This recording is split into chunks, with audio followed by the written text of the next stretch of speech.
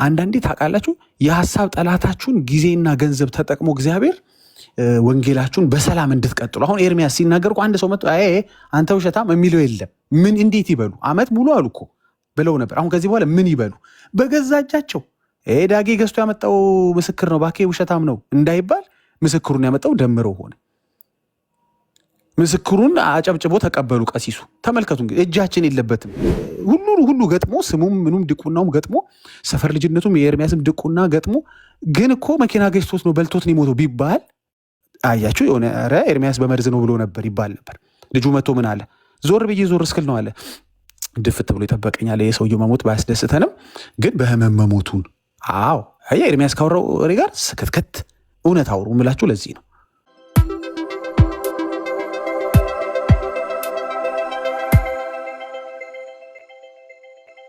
መጨረሻው ዘመን እንደሆነ በዚህ ነው የምታውቀው።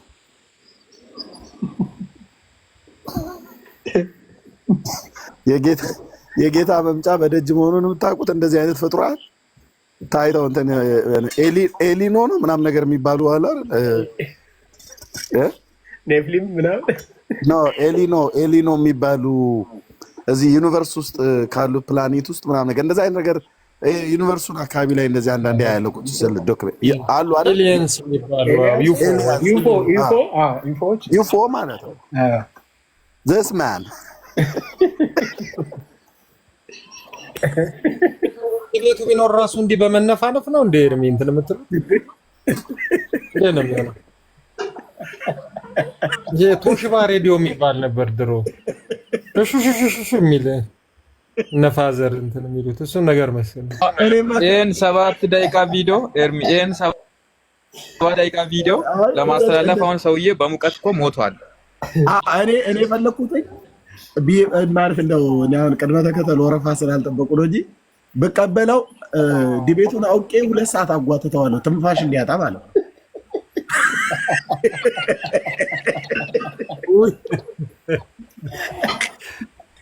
በኢየሱስ የራሱ ትንፋስ እሳተ ገሞራ ሆኖ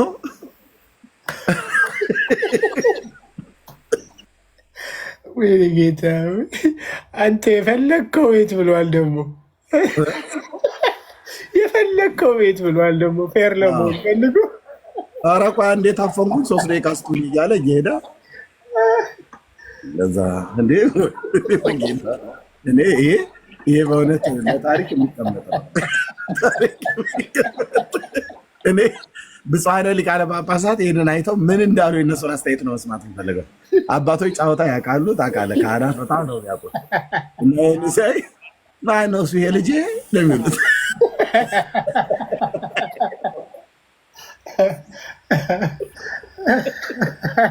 ማለት የአባቶች የካህናቱን ከላይ ጳጳሳቱን ኮሜንት ነው መስማት የምፈልገው። ማነው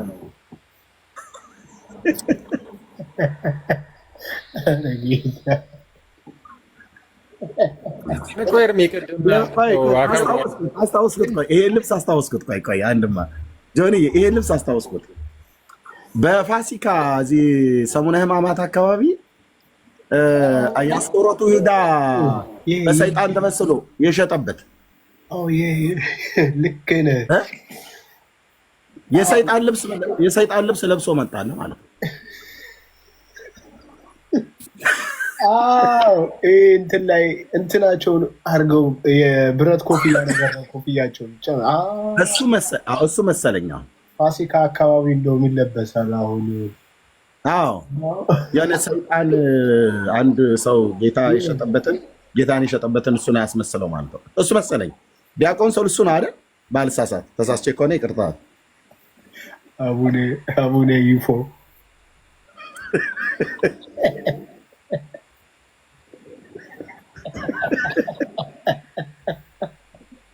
አይ ጌታ አቡነ ማን ያሉት ዩፎ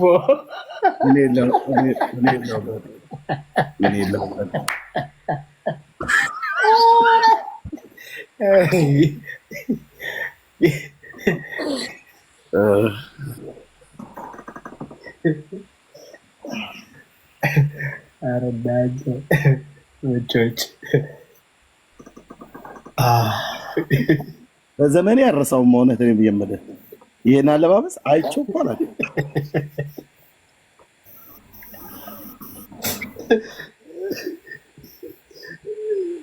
ጠርቶ ቆመ። አማን ሻለው አለ አንድ፣ ሜሎስ አለ ሁለት፣ ቃል ያለ ሶስት፣ ሌላ የሚጠራው ጠፋ። ኧረ ገጥም ገጣሚዎች በዚህ ጭምብልማ የሆነ ግጥም ነገርማ ጣላው። ዳጊ ያልተነሳ መሰለኝ እኮ። ለሰልፍ የሚታጠቅ ጋሻ ጦሩን እንደሚያወልቅ አይመካ ይላል እግዚአብሔር ቃል። ፈለገም ተመክቶ ነው ለሰልፍ ገና ለሰልፍ የሚታጠቅ እኮ ነው። እና እንደዛ የሆነው እነዚህ ከመግጠማቸው በፊት በጣም ስለሚያወሩ ይመታሉ።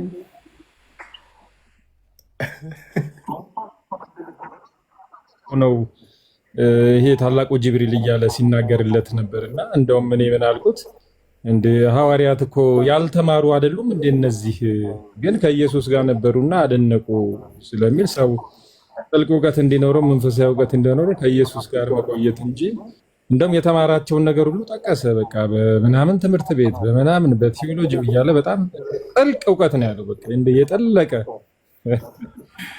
እና እንዲህ አይነት ነገር የለም እንላችሁ ነው።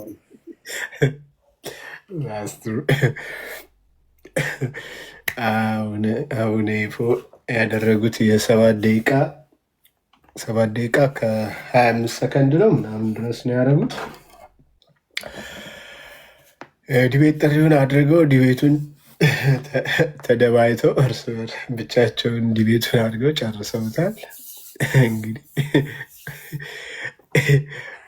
ቪዲዮን ከሰራ በኋላ ቢኒ ይሄ ማስኩን ለማውለቅ እንዴት እንደሆነ ብናየው ጥሩ ነበር በእውነት። ይሄኔ በቃ ውሃ ከሻወር የወጣው ነው የሚመስለው እሱ ራሱ በሰዓቱ አይኑ ራሱ ቃልቷል እኮ ሰውየው። ግን ቆይ አሁን ኤርሚ ፈራ ቢሉ አሁን ኤርሚ ይሄን ባይፈራ ይፈረድበታል? አላብራራንም ገና ማን እንደሆነ።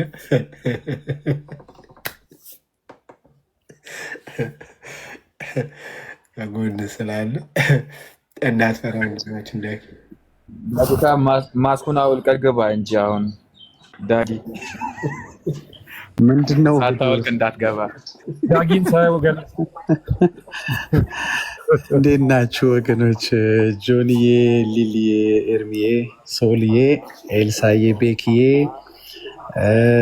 እንደገና ራሴ ዳጊዬ እና ታች ያላችሁ ቢንዬ ሁላችሁንም ሰላም ብያለሁ። እንዴት ናችሁ? ምን ላይ ናችሁ? እኔ ከሆነ ደስ ከሚል ውይይት ነው ወደ እናንተ የመጣሁት። ዘግበን ካላችሁ ዘግባችኋል። እችን ቋንቋ ልጃታለ ዘግበን ከዮኒ ማኛ የተወሰደች ነው። ቢኒ እንዴት ናቸው? ሰላም። ጎልያድ ነው የውይይት ጥሪ ለወንድም ኤርሚ አቅርቦ እኮ እዛ ላይ እየሄድ ነው። አይ የሆነ ቤት ምስጋና ችሬያቸው ነው የመጣሁትና በጣም አመስግኜ፣ ምክንያቱም ለረጅም ጊዜ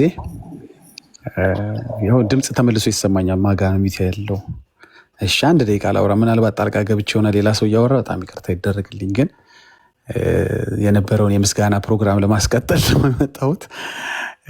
ያው ለረጅም ጊዜ ያው ሲጀመር ሀ ተብሎ ሲጀመር ኤርሚያስ ራሱ ዲያቆን ነው ወይ በሚለው ብዙ ግብግቦች ሰምታችኋል። አሁን አንተ ዲያቆን ነበር ካልነበርክም ምናምን በሚል ግብግቦች ብዙ ነገሮች ሰምተን ነበር እና ስለሱ ጉዳይ አመስግኜ ነው የመጣሁት። ምንድን ነው ራሳቸው ቀሲስ ቤታቸውን ከፍተው እያወያዩ በነበረበት በዛሬው ሴሽን ላይ አንድ እህት ቀን የተናገረችው ነግራቸዋለሁ። ኧረ እኔ እንደው እሱ ዲያቆንም አይደለም ውሸታም ነው፣ ይሄኔ ዲቆናው ውሸት ነው ምናምን ስትል ገሰጿት። አይ ተይ እንደሱ እንኳ አትበይ፣ እሱማ የኛው ልጅ ነው የኛው ዲያቆን ነው ከኛው ነው የወጣው እሱን እንኳ ታይ አሏት። እና ይሄ ጥሩ ይበል የሚያስብል ነው። ሰው ጥሩ ሲያደርግም ለእውነት ሲቆምም ሀቀኛ ሲሆንም በእርግጥ እሳቸው መሰከሩ አልመሰከሩ ምንም ግልጽ የሆነ ነገር ነው። ግን እንደው አንዳንድ ጊዜ እንደ ሳት ብሎም እንደዚህ እውነት መናገር ጥሩ ነው። ጌታ ሲረዳችሁ ሁሌም እውነት ትናገራላችሁ። ግን አንዳንድ ደግሞ እንደዚህም ሲያደርጉ ሰዎችን ማበረታታት፣ እውነት ሲናገሩ ማበረታታት ጥሩ ነው። እና እንደዛ ገሰጿት። ግን እሳቸው ባይገሰጿት ኖሮ ምን ይፈጠር ነበር የሚለውን ስንመለከት ደሜ ጊዜውን ከስክሶ ገንዘቡን ከስክሶ እንግዲህ ልጆቹን ከፍሏቸውን አይሆን እሱን ማቀው ነገር የለም። ግን በደሜ ጥረት ደግሞ ዛሬ ጥሩ ነገር ሆኗል።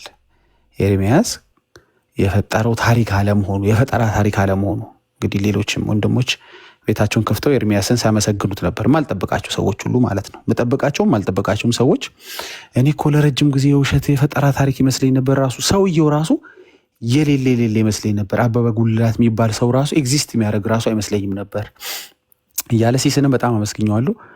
እኔ ራሱ ስሙ የሚውሸት ይመስለኝ ነበር፣ ታሪኩ የሚውሸት ይመስለኝ ነበር። ዛሬ ግን በደሜ ጥረት ጥሩም ሲያደርግ ደሜ መመስገን አለበት። ያው የገባበት ያለ የውጥንቅጥ ጉዳይ አለ፣ በእሱ ጉዳይ እንጸልይለታለን። ግን ጎን ለጎን ደግሞ ለሰዎች የፈጠራ ታሪክ የሚመስለውን ታሪክ ጊዜ ወስዶ ለፍቶ አምጥቶ መረጃውን ሰጥቷል። ሰውየው ስሙ የፈጠራ ለመሆኑን፣ ሰውየው የፈጠራ ለመሆኑን፣ ሰውየው መሞቱን፣ ሰውየው ዲያቆን መሆኑን፣ ሰውየው የኤርሚያስ የልጅነት ጓደኛ መሆኑን ምን ያልተጣራ ምን በአንድ ጀንበር ሁሉን ነገር ነው የገላገሉን። እስኪ ያስቡት እነዚህን ሰዎች እኛ አምጥተናቸው ቢሆን ኖሮ አስቡት እንዴት ለወንጌል ደንቃራ እንደሚሆን። እኔ መቼም የሚጨንቀኝ የወንጌል ጉዳይ ነው። ለወንጌሌ ደንቃራ እንዳይሆን ነገ ስናገር ይሄም ውሸት ቢሆንስ እያሉ ሰዎች ወንጌልን አልሰማ እንዳይሉኝ ነው እንጂ ኤርሚያስ ንጹሕ ተባለ አልተባለ የእኛ ስም ቆሸሸ ጎደፈ ምን ችግር አለ? እኛ የምንሰራው ስለ ዳጊ ስለሚባለው ስም አይደለም፣ ኢየሱስ ስለሚባለው ስም እንጂ ምን ተዋረድኩ አልተዋረድኩ ደግሞ የቱ ስሜ። ግን ለምሰብከው ወንጌል ለምናገርለት ወንጌል እንቅፋት የሚሆን ነገር ግን እንዲኖር ስለማንፈልግ ነገሮች ሲጠሩ ደስ ይለናል። በዚህ መልኩ በተለይ በዚህ መልኩ በራሳችን ሲጠሩ ጥሩ አይደለም። እግዚአብሔር የሐሳብ ጠላቶቻችሁን ገንዘብ ተጠቅመው የሐሳብ ጠላቶቻችሁን ያው ሆን ብዬ ሐሳብ ጠላት እምለው እኛ ከሰዎች ጋር ሌላ ጠብና ጠላትነት የለንም። በሐሳብ ነው የተጋጨን ያለ ነው። የሐሳብ ጠላቶቻችሁን ገንዘብና ጊዜ ተጠቅሞ ወንጌላችሁ ላይ ሊፈጠር አገልግሎታችሁ ሊፈጠር የሚችለውን ደንቃራ ሲያነሳ እንዴት ያስደስታል። ታሪኩ ፈጠራ ያለመሆኑ ብቻ ሳይሆን ሙሉ ታሪኩ እውነት መሆኑ። እንዲያውም ቅድም ስል ነበረ ለአንድ ወዳጄ ትን ብሎት ነው የሞተው ቢባል የሁሉ ነገር ጥሩ መጥቶ ሰውየው ግን እኮ የሞተው በትንታ ነው ቢል ኖሮ ወንድምየው መጥቶ አረ ሰውየው በመኪና አደጋ ነው የሞተው አቤት ውሸት ቢልስ ኖሮ አሁን ኤርሚያስ ምን ይውጠው ነበር ነው። ከመልሶች ሁሉ ታሞ ነው የሞተው አለ። አዎ አጣዳፊ ነው። እንዲያውም ዞር ብዬ ምሳ በልቼ ነው ምናምን እስክመለስ አዎ ልክ ነህ የመርዝ ባህሪው ነው። ኤርሚያስ ከተናገረው ታሪክ ጋር 100% የሚሄድ ምላሽ ነው ልጁ የሰጠው። 100% የሆነ ነገሩ እንኳ የሆነ አላረ ትንሽ ምንድን ዲስክሪፐንሲ ነው የሚባለው የሆነ አለመገጣጠም ነገር እንኳ እችኛዋ እንኳ ትንሽ አልገጠመች የምትሏት እንኳ አይደለችም። 100% ኤርሚያስን ለዓመት ሙሉ ሲጠራጠሩ ሲሰድቡት ሲዋሹበት የነበረውን ነገር አሁን ኤርሚያስ በሚል እንድትሰሙ ያለም ፈልገው የማንም ጠላት መሆን ይችላሉ መተው ችግር የለም። የወንጌላችን ግን ደንቃራ እንዲሆኑ አንፈልግም። ወንጌል እንዳንሰብክ ግን ሆን ብለው የውሸት ታሪኮችን እያመጡ ሰዎች ጆሮ እንዳይደርስ ይሄ የምስራች ቃል እንዲያደርጉ አልፈልግም። ስለዚህ ዛሬ ምንድን የሆነው 100% የተወራውን የነገረንን ታሪክ በጠቅላላ ልጅነት ጓደኛዬ ነው ላለው ነገር አዎ ልጅነት ጓደኛው ነው። ዲያቆን ነበርኩ ላለው አዎ ዲያቆን ነበረ። ስሙስ እንዲህ የሚባል ሰው አለ የሚባል ስም አለ። ሰውየው ዲያቆን ነበር፣ ሰውየው ዲያቆን ነበር። ከኤርሚያስ ጋር ይተዋወቃሉ። የልጅነት ጓደኛውን አዎ አንድ ሰፈር ናቸው። አዎ እንዲህ የሆነ ነገሩ እንኳ ቢያንስ የሆነ ታሪኩ እኮ ሸርተት ማለት ነበረበት። እንዲህ ሙሉውን ግጥም የሚያደርግ እኔ ደምሮን አንዳንዴ ማመስገን አለባችሁ። ሰው ጥሩ ሲያደርግ አንዳንዴ ማመስገን። ቀሲስ ራሱ ይሄ በጣም ነገሩ እንዲፍንትውተው እያለ በእሳቸው ላይ ባክፋየር የሚያደርግ ታሪክ ሲፈጠር ተውተው አስቆመው ይሄ ልጅ አለማለታቸው ያስመሰግናቸዋል። በቃ ይሄ ቪዲዮ ይቋረጥ አላሉም። አይታችሁ እንደሆነ ድንጋጤያቸውን ዋጥ አድርገው እስቲ ቢያንስ ልመስገንበት ብለው ነው መሰለኝ ቻል አድርገው አስጨርሰዋል ቪዲዮና እሳቸውን ያስመሰግናቸዋል። ልጆቹን ወደዛ ውጡ ብሎ ማባረር ሲኖርባቸው ማለት እንግዲህ ከዚህ በኋላ አደጋ ይፈጥሩባቸዋል ልጆቹ ላይ አይፈጥሩባቸውም ማቀው ነገር ባይኖርም ማለት ነው። እና በጣም ይህንን አመስግኜ ሁሉ ነገር ማለት እንዲህ ነው። አያችሁ ሁሌ እውነት አውሩ። እሺ ሁሉ ጊዜ እውነት ስታወሩ ዞሮ መጥቶ ይገጥማል ከወንጌላችሁ ጋር። ይሄ እንትንም ሲያወራት እውነት ነው የሚያወራው። ስለዚህ ወንጌሉም እውነት ነው ማለት ነው ይላል ሰው። አያችሁ ከኛ ስም አንጻር ከኛ ማንነት አንጻር አይደለም። ግን አንድ የከበረ ስም አለ፣ መዋረድ የሌለበት በእኛ መዋረድ መሰደብ የሌለበት ስም አለ። ንጹሕ ወንጌል መስበካችን የሚጠቅመው ለምንድነው መሰላችሁ? ሰዎች ያንን ሪስፔክት ያደርጉታል፣ ይቀበሉታል፣ ያምኑታል፣ ይከተሉታል። አለበዚያ በጥቃቀን በእንደዚህ አይነት ነገሮች የከበረውን ነገር ላይሰሙን ይችላሉ። እና 100% እንደዚህ እንደው አንዳንዴ ታውቃላችሁ የሀሳብ ጠላታችሁን ጊዜና ገንዘብ ተጠቅሞ እግዚአብሔር ወንጌላችሁን በሰላም እንድትቀጥሉ። አሁን ኤርሚያስ ሲናገር እኮ አንድ ሰው መጥቶ አንተ ውሸታም የሚለው የለም። ምን እንዴት ይበሉ? ዓመት ሙሉ አሉ እኮ ብለው ነበር። አሁን ከዚህ በኋላ ምን ይበሉ? በገዛ እጃቸው ዳጌ ገዝቶ ያመጣው ምስክር ነው ባኬ ውሸታም ነው እንዳይባል ምስክሩን ያመጣው ደምረው ሆነ። ምስክሩን አጨብጭቦ ተቀበሉ ቀሲሱ። ተመልከቱ እንግዲህ እጃችን የለበትም። ለእኛ የመሰከሩልን ሰዎች ላይ ለኤርሚያስ የመሰከሩት ሰዎች ላይ እጃችን የለበትም። እግዚአብሔር እኮ ሲረዳን ነው እንጂ አሁን ይህንን ሰውዬ ኤርሚያስ ላግኝ ቢል ያቀተዋል እንዴ? ያውቃል። ቤተሰብ እንዳሉት እኮ ኤርሚያስ ያውቃል። አፈላልጎ ልጅ ማግኘት ይቻል ነበር። እኛም ደምረው ካገኘው እኛም ማግኘት አያቀተንም። እንኳን እኛ ላገኘ ነው። ጌታን ያመሰገንኩት ዛሬ ነገ ከወንጌል አንጻር አሁንም ስትሰሙኝ ነገ ወንጌል ሳገለግል አንተ ምስክር የምትገዛ እባል ነበረ። አያችሁ፣ ጠቀመን ከነሱ መሆኑ። አለመነካካት አንዳንድ ይጠቅማል። እውነትም ቢኖራችሁ አንዳንድ ጊዜ በእግዚአብሔር መንገድ ነገሮች ሲሆኑ ጥሩ ነው። አልተነካካንበትም። አሁን እዚህ ውስጥ ራሳቸው ጠላቶቻችን የሀሳብ ጠላቶቻችን በገዛ እጃቸው በራሳቸው ቀጠሮ አምጥተው የማይሆን ነገር ብልሽትሽት አደረጉ። በቃ ይህን ነበር እኛም የምንፈልገው እና እናመሰግናለን። ጥሩ ሲያደርጉ አንዳንድ ጊዜ እንዳላይ የሆናችሁ አትለፉ፣ አመስግኗቸው፣ ቴንኪዩ በሏቸው። ዛሬ እዛ ቤት ሲባል የነበረውን ብትሰሙት በጣም የምትገረሙት። ደስ የሚል ነገር መቼም ሀሜት ሲሆን ደስ ምኔት የማናደርገው ማናሰራጨው እንጂ እንዲህ የምስራች መልካም ነገር ስትሰሙ መታችሁ በየቤቱ ሄዳችሁ አጋቡት። ይሄን መልካም ነገር፣ ጥሩ ነገር፣ ቸር ወሬ፣ ሰላማዊ ወሬ ምናምን ስትሰሙ እንደዚህ እንደኔ እየመጣችሁ ጥሩ ነበር ዛሬ ውሎዬ ደስ ይላሉ፣ አብሬያቸው አሳለፍኳቸው ሰዎች፣ እውነት የሚመሰክሩ ሰዎች ጋር ውዬ መጣሁ፣ የፈጠራ ታሪክ ይመስለኝ ነበር አለ ሲሳይ ራሱ። እኔ ዓመት ሙሉ ስሰማ እንጃ እንግዲህ ይሄ ነገር አለ ግን ሰውየው እያልኩ ነበረ። ራሱ እንዲህ የሚባል ሰውዬስ አለ? እንኳን መሞት ኤግዚስት ያደርጋል። ስሙስ የእውነት ነው? ድቁናውስ የእውነት ነው? እውነት ዲያቆንስ አለ እያልኩ እጠራጠር ነበር።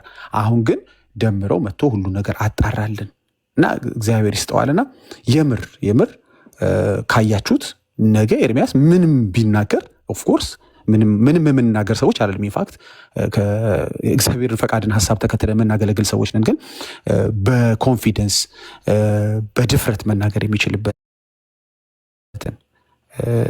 እንትን ነው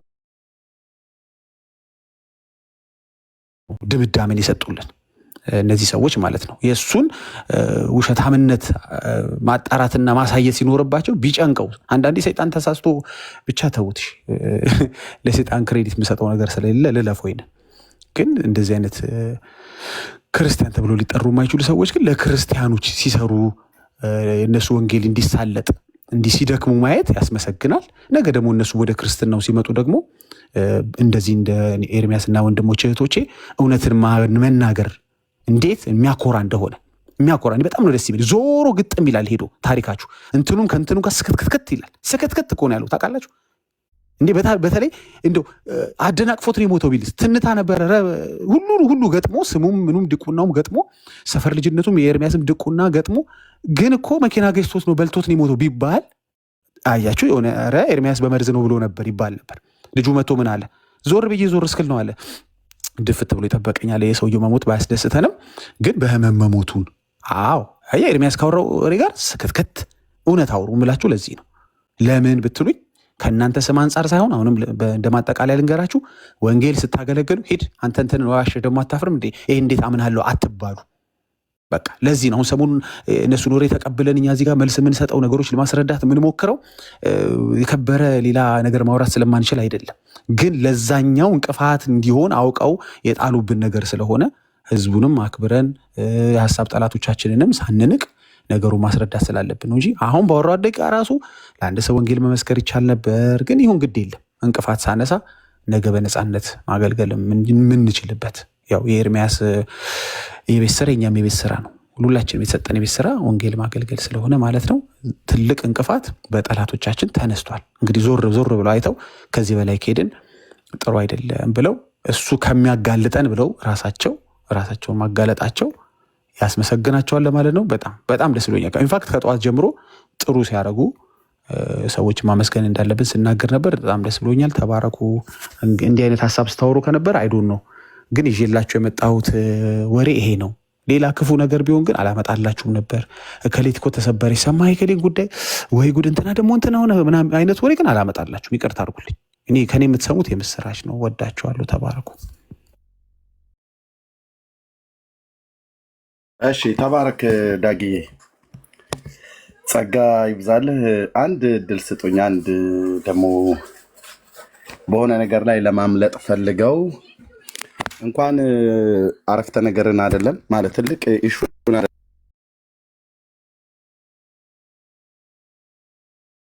ትልቅ ኢሹ የሆነን ይህንን የሚያክል የነፍስ ጉዳይ የአብሮ አደጌን ጉዳይ አይደለም ካፌ ቃልን ሁሉ ወስደው ለማጥመድ የፈለጉበትን ምን አልኩኝ እኔ ስናገር አበበ ዲያቆን አበበ ጉልላት በህረ አምዴ በህረ ብሎ የሚለው በኩረ ነው ብሎ የሚለውን ቃል እኔም ማላቅ እንዲህ በኩሉ ግን የሚያውቅ ወይ ደግሞ ሌሎች የሚያውቁ መስለው በህረ እና በኩረ አንድ መሆኑን እንኳን ራሱ አያውቅም። ለስሙ ቄስ ነው፣ ግዕዝ ተምሯል። ኦኬ እኔ የገጠር ልጅ ነኝ። በገጠርም በከተማም አካባቢ ላይ በተለይ የተወለዳችሁ ይህን ቋንቋ ትልልቅ ሰዎች ይናገሩታል። በህረ ይባላል። ሊቁ ደስታ ተክለወልድ በመዝገበ ቃላታቸው ላይ ገጽ 170 በክር በህር በህረ እንደማለት ነው። በህር በክር በክር ካልክ ክር ነው የሚሆነው ነው። እንደዛ አጥብቀህ አታነብም። በክር ብለህ ካልክ ክር ይሄ ሴቶቹ በኪሮሽ ዳንቴል የሚሰሩበት ታደርገዋለህ ማለት ነው። አይጠብቅም። በህር ነው የምትለው። እዚህ ጋር በክር ብሎታል። ይሄኛው ደግሞ በህር ነው። በበሉ ኦርቶዶክሳውያን እስኪ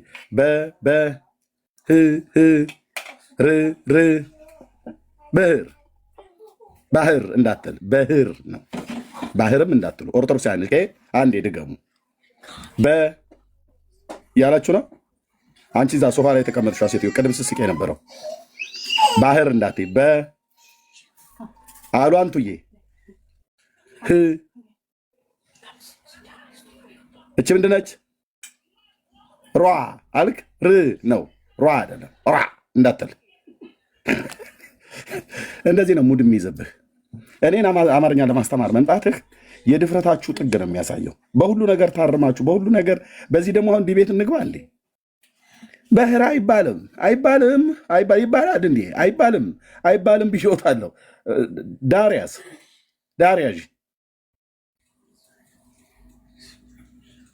አለቃ ደስታ ተክለወልድ ይሆናሉ።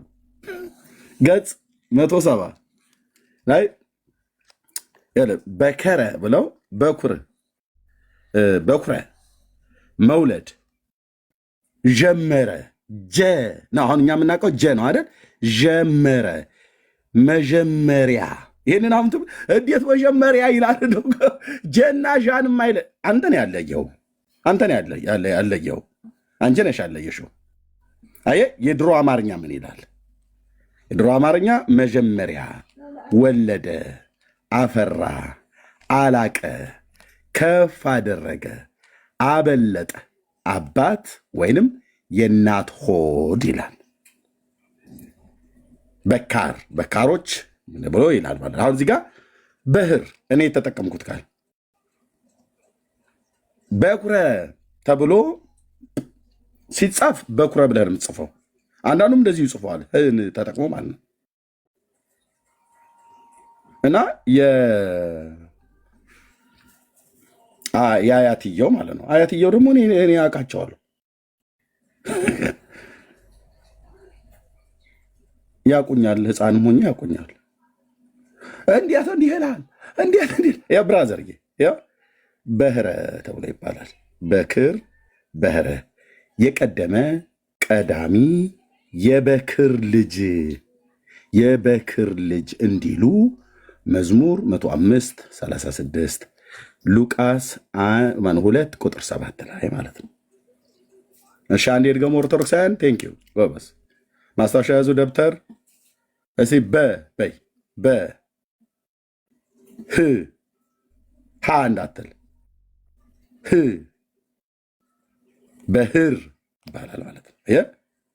ስለዚህ በህር በኩር የተባለውን ማለት ነው በህረ ይባላል። ስለዚህ ሟቹ ወንድሜ አብሮ አደጌ ዲያቆን አበበ ጉልላት በህረ አምዴ ተብሎ ይጠራል በሀገራችን አጠራር። አንዳንዱ ጥብቅ አድርጎ በኩረ የሚላለ እንደዛ ግን አይጠራም። እኛ ጋሽ በኩረ ብለን አይደለም እንጠራቸው፣ ጋሽ በህረ ብለን እንጠራቸዋለን። በህር ብሎ የሚለው ቃል ይሄ ቃል አባቶች ሁሉ ይጠቀማሉና ማለት ነው። በዚህ ለእንኳን ራሱ እንዴት ህንና ኩን የማይለይ ዘርህን አሰልፌ አማርኛ አስተምርሃለሁ። ዘርህን አልኩ፣ ዘርህን ጌታ ኢየሱስ ምስክሬ። እንደዚህ በጣም ያፈላችኋላችሁ፣ አፍልታችኋል አልኩ። እዚህ እኔ ጋር መታህ አትቀልድም አልኩ።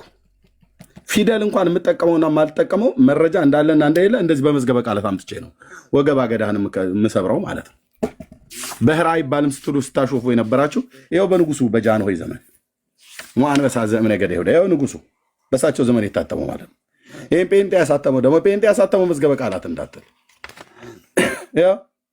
የኢትዮጵያ መንግስት አልጋ ወራሽ ልዑል መርዕድ አዝማች አስፋወሰን ኃይለ ሥላሴ ግልጥ አይደለም እንዴ? ይኸው አለቃ ኪዳነ ወልድ ክፍሌ እኚሁ ጸሐፊው ደስታ ተክለወልድ የኦርቶዶክስ ተዋሕዶ ቤተክርስቲያን ምን ተከታዮችም ናቸው ይህንን መጽሐፍ የጻፉ።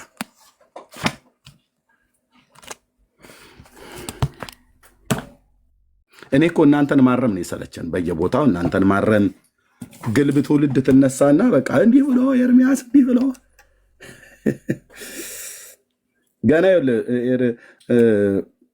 ገና ኤርሚያስ ዛሬ ቁርስ ምንድነው የበላው እስኪ እንትን ዲቤት እንግባበት ብለው እንደሚሉ አልጠራጠርም። ስንት ሰው ዲቤት ጥሪ እንደጠራኝ ታውቃላችሁ? በዚህ ሳምንት ውስጥ ዳጊ ሰምተሃል? በባለፈው ሳምንትና በዛሬ ሳምንት ስንት ሰው እንደጠራኝ ታውቃለህ? እሺ ኤርሚ ያ የፈለገልቶ ምን እየተካሄደ እንዳለ ዓለም ይወቀው። የፈሌልቶ ፈሌ አፍልታ ነበር፣ ያው ፍላቷ ገነፈለ ማለት ነው። ኦኬ ከሱ ወዲያውኑ ልደተ ቃል ጠራኝ።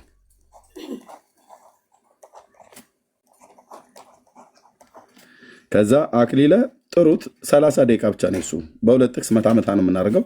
የጴንጤ ገለባ ነው ጥሩት አለ። ያንን ፂሙን እየጎተተ ማለት ነው። አልሰማሁም ነበር በወቅቱ እንጂ ሄደለት ነበር። አክሊለ አካሉ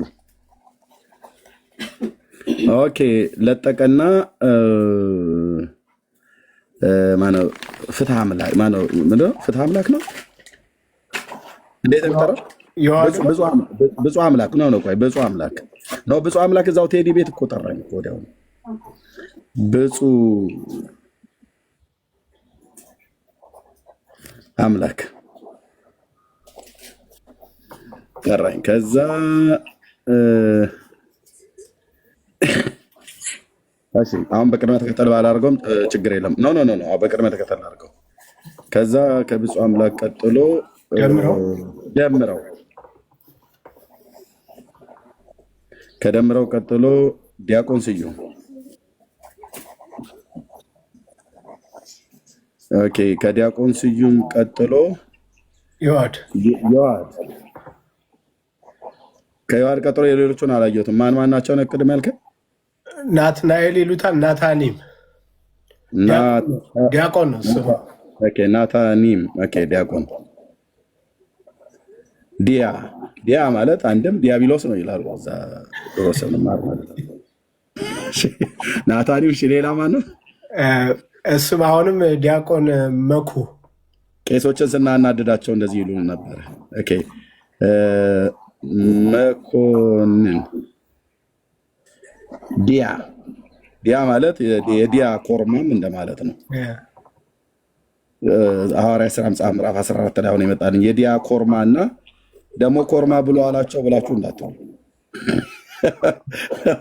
እኔ ነገር ይጠናብኛል። ሐዋርያ ሥራ ምዕራፍ 14 የዲያ ኮርማን አክሊልና የአበባ ጉንጉን አስቀመጡላቸው ለባርናባስና ለምናምን ነገር ማለት ነው። እሺ ለጥቆማን ነው የጠራኝ።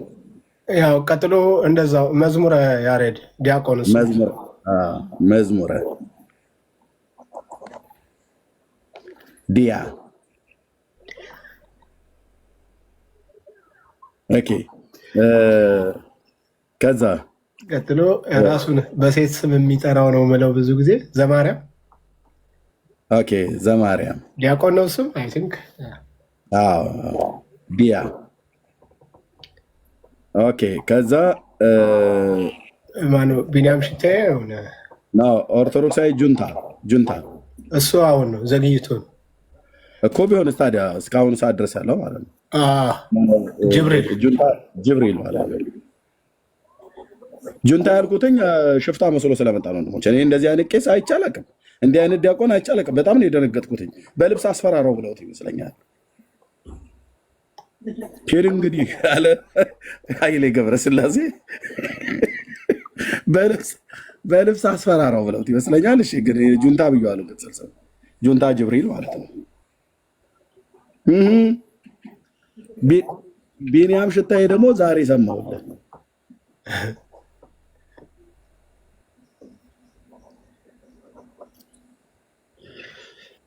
ቢኒያም ማነው? ካምፓላ ማነው?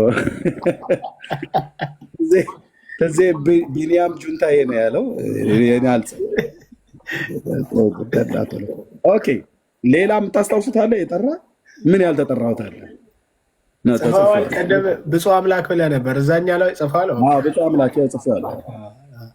የእንትና ጥሪ የእነዚህን የሁለቱን አላየሁትም። የመኮንንና ናታን አሁን ማሳየት እችላለሁ። እሺ ችግር የለው። እንግዲህ ስንት ሰው ጠራኝ ማለት ነው በዚህ 2 ሳምንት ውስጥ? ወይ ደግሞ ከማነው 2 ሳምንት ውስጥ አልኩኝ። ፈለገ ቀጥሎ ከፈሌ መብረቃዊ ጥቃት በኋላ ማለት ነው። 1 2 3 4 5 6 7 8 9 10 11 12 ኳስ ሜዳ ሙሉ እኮ ኤርሚሻ እዚህ አለ። መድኃኔዓለም ባሪያ ናሽናል ቲም ከነ ቤንቹ ማለት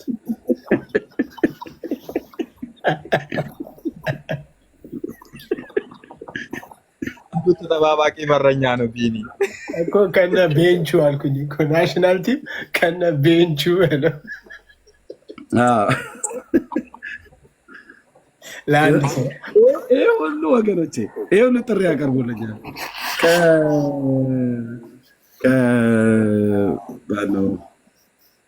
ከፈለገ ቅጥቀጣ በኋላ ማለት ነው።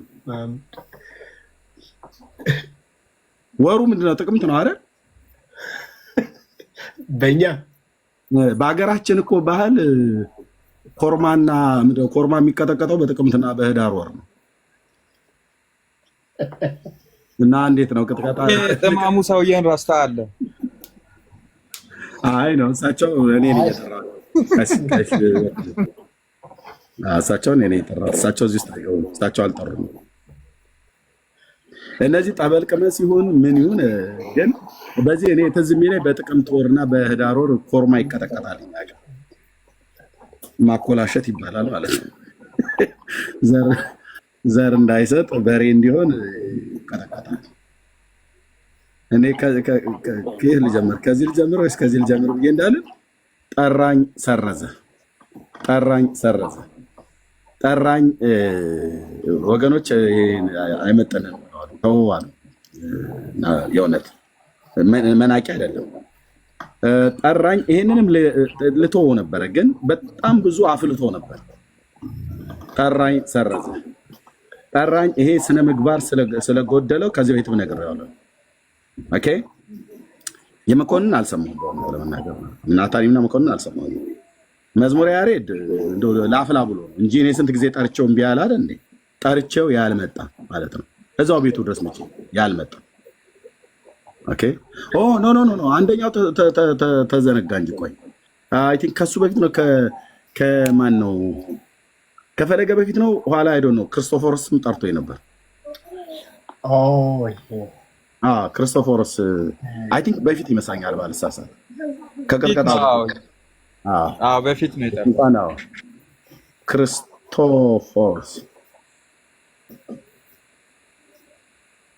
ክርስቶፎርስ ምንድነው ማኝ ባለ ኤርሚ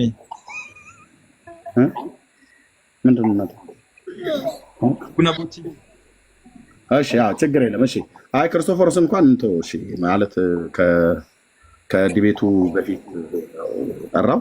እኔ ጠርቸው ነበር ሰርዟል። እሱም ራሱ ማለት እዛ ገብቼ ቪዲዮ አለ ሳያችኋለሁ። ተቀበሉ ብዬ ስለ አንቀበልም እኔ መምህር ድልበደልስ አይ አልጠራኝም። እሺ አልጠራኝም ሳይሆን ማለት ያለ ባልመታኝም ነው። አይ አልጠራኝ እኔ ባልጠራኝም እያዘልኝ ብጠራ ነበር። ኦኬ መዝሙረ ያሬድ አልቀበልም ብሎ እኔን እምቢ ሲል ሜሎስ ጠይቆት ነበር። ነገረ ክርስቶስ ላይ እምቢ አለ ማለት ነው። ዘማርያም ጠራኝ፣ ወረፋ ጠብቅ ተባለ። ይሄኛውም አሁን ለቀሲስ እነዚህ ሁለቱ ዘማርያምና ጅብሪል ቀሲስ ዲበኩሉ ለማስመለጥ ነው። እኔ ለቀሲስ ዲበኩሉ ያቀረብኩትን ጥሪ ይሄኛው በታቦት ካልተወያየሁ አለ። እስከ ዛሬ የት ነበርክ? ለምን ለቄሱ ሲቀርብ ተሯሯጣችሁ? ቄሱ ይጉበት ነው ያልኩት። አሁን ኦልሬዲ ነግረውኛል አልገኝም ብለው፣ ግን ተስፋ አልቆርጥም። ቅዳሜ ጠዋት እዛው በሩ ላይ ጠብቃቸዋለሁ። ኖ በእኛ እሑድ ጠዋት ነው። እሺ ቢንያምም ያቅሙን ሞከረ አሉ። ከዚህ በኋላ እመነኛ አልኩ። ባልቴቱ ሁሉ ይጠራኛል አልኩ። ምን ድግስ ወይስ ዲቤት? ባልቴቱ ሁሉ ይጠራኛል። ጠሩት ያንን ሰውዬ በማማሲያ ወገቡን ነው የምለው ብለው እናቶች እንደሚጠሩኝ አምናለሁ። ግን በማማሲያ የሰሩትን ወጡን ነገር እንደዛ ጨለፍ አድርገው በእንጀራ ይሰጡኛል። የእናቶችን እንኳን ችግር የለውም።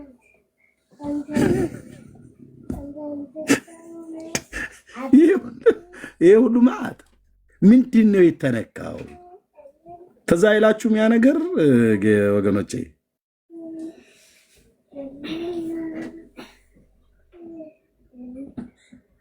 ኦኬ እኔ ስንት ነው የቀረ? እዚህ ጋር ስንት ናቸው? 12 አይደሉ? ከ850 12 ስትቀንስ ስንት ነው የሚሆነው? 50 12 ስትቀንስ ስንት ነው የሚሆነው? አስሉት እስቲ ወገኖቼ።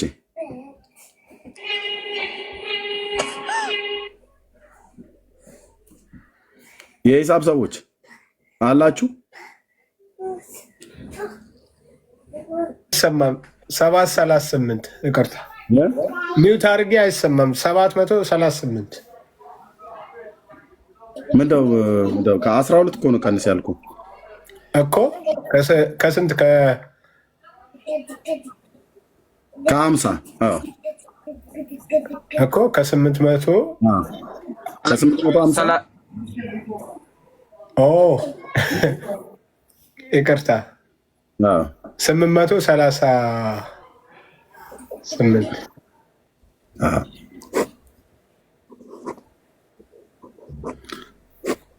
የነቢዩ ኤልያስን የተጋፈጣቸው አንድ ሆኖ 800 ነው እና 838 መሙላት አለባቸው። 12 ደርሰዋል። ከዛ ማውንት ካርሜል ላይ እንገናኛለን። ማውንት ካርሜል ላይ እዚህ እንገናኛለን። ወይ እያነከሱ ይወጣሉ ወይ እያነከሱ ይወርዳሉ። እና 835 ይቀራል።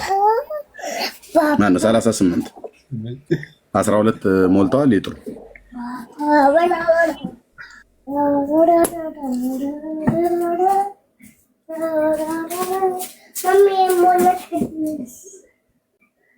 ጨርሻለሁ።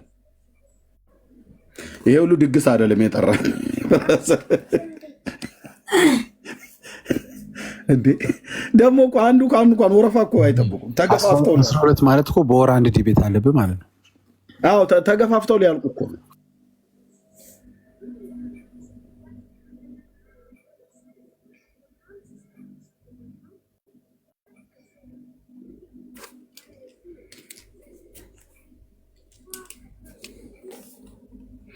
ደግሞ ከምንም በላይ ለዚህ ሁሉ ይሄ ሁሉ ሰው እንዲጠራ ምክንያት የሆኑት ብዬ እኔ ስጠረጥር ምክንያት የሆኑት ቀሲስ ዲቦኩሉ ማለት ነው።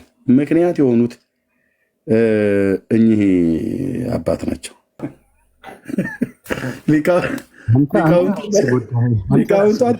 ሊቃውንቱ አታስበላን እያሉ ሲመክሩ ይታይ። አንተ ራስህ ጉዳይ እኛ እናሳዝንም ወይ ማለታቸው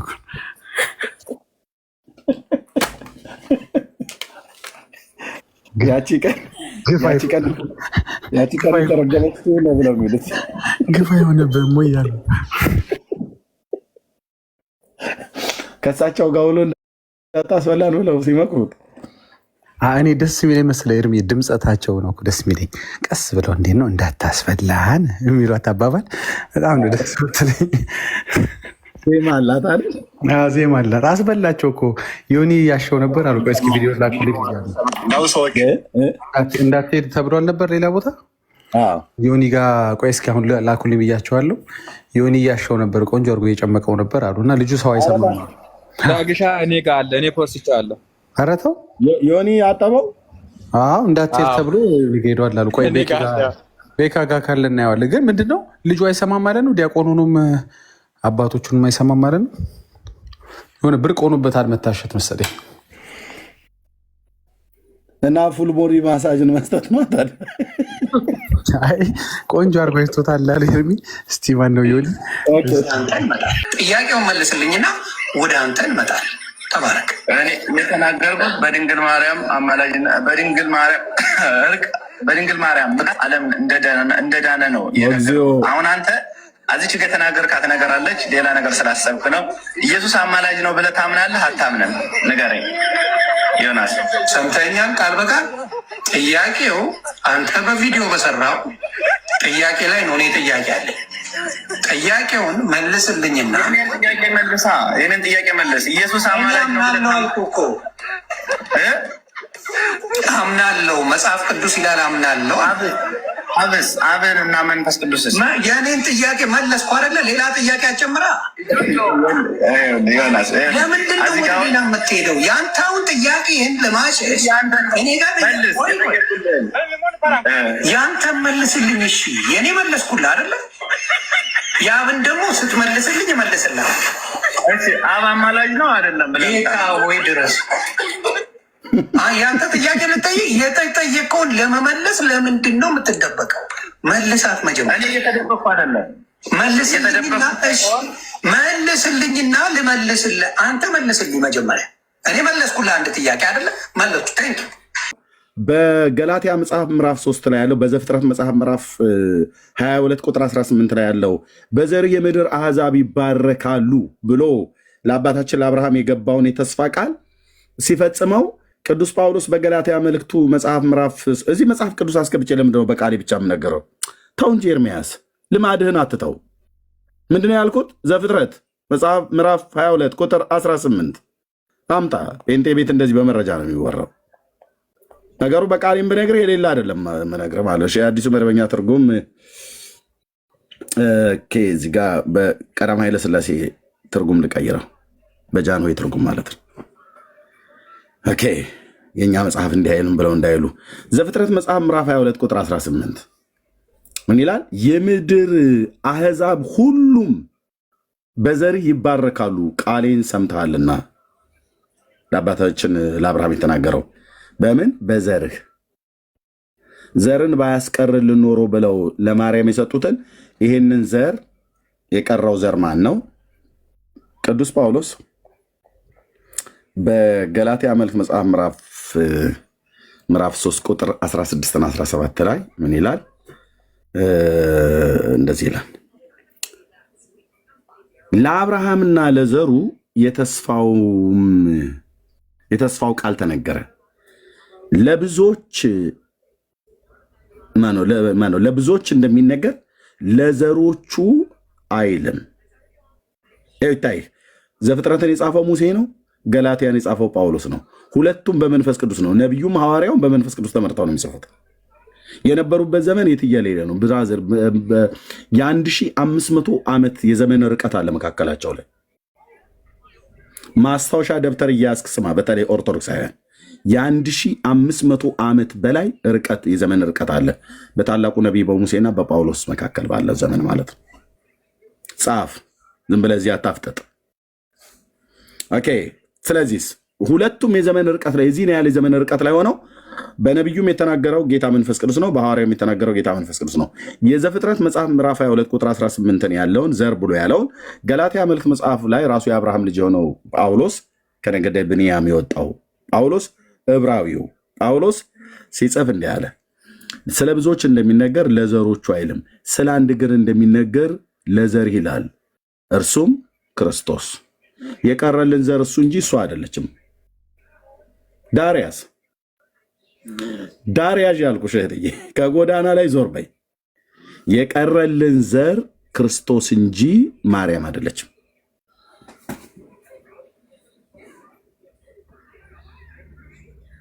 አየ ቤካይ እንደገና ቤኪ እንደገና ቪዲዮ ካለህ ዮኒ ቆርጦ እስከዚህ ድረስ ተናግሮ ከሆነ አስቀምጠው ወይ ቀጥል። ያለው ስዩም እኮ አቋርጦ ነው የወጣው። እዛ ላይ ነው ያቆመው።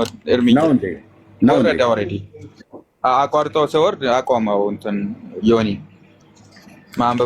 ማንበብ አቆሞ ነው። እዛ ልጁ እንዳታስበላን የተባለ ተመክሮ የማይሰማም ማለት ነው። ያቆኑ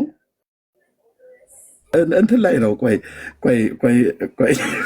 እንዳይጠፋኝ ቆይ እርም የቤኪና እንደክፈት ሲጀምር ያለችው 5 ሰከንድ የማርያም አማላጅነት ከሌለ መዳን እንደሌለ ተናግረሃል። ጥያቄውን መልስልኝና ወደ አንተ እንመጣለን። ተባረክ። እኔ የተናገርኩት በድንግል ማርያም አማላጅነት በድንግል ማርያም ዓለም እንደዳነ ነው የነገርኩህ። አሁን አንተ አዚች ከተናገርካት ነገር አለች፣ ሌላ ነገር ስላሰብክ ነው። አማላጅ ነው ታምናለህ አታምንም? በድንግል ማርያም ሲል ጊዜ ምን ትእዛዝ አስባለኝ መሰለህ? እንትን እኛ ቢስሚላህ ራህማን ቢስሚላህ ራህማን ያሉት ሰውዬ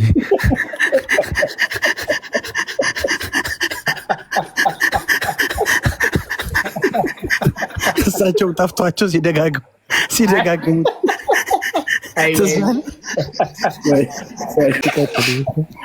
ወይ ጋይስ ወዲያው ትዝ ያለኝ ጌታ። ኧረ በቅዱስ ሚካኤል አላኪ እዚህ የሆነ ነገር አንብቤ ያለ መጽሐፍ ሄኖክ ላይ ይመስለኛል። ፍካሬ ኢየሱስ አየህ ብዙ ነገር ስለማንብ እዚህ መጽሐፍ ሄኖክ ላይ ይመስለኛል ሕፃናት ጥርስ አውጥተው ሸብተው ይወለዳሉ የሚል ነገር ስኮመኩምልህ ነው የምኖረው እኮ እና ሄኖክን እያጠናሁት ሙሉን ምን ይላል መጨረሻ ዘመን ምዕራፍ ስንት እንደሆነ አደው ነው። ቆይ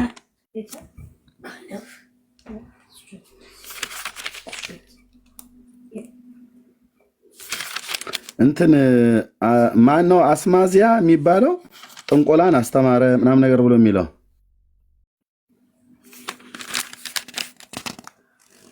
ቆይ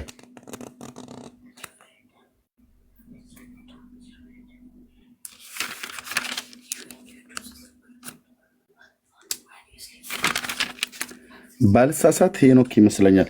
ዘቴዲ ታውቀዋለህ ቁጥሩን? ሄኖክ የማውቀው ሲንገሌን ብቻ ነው። አይ እዚህ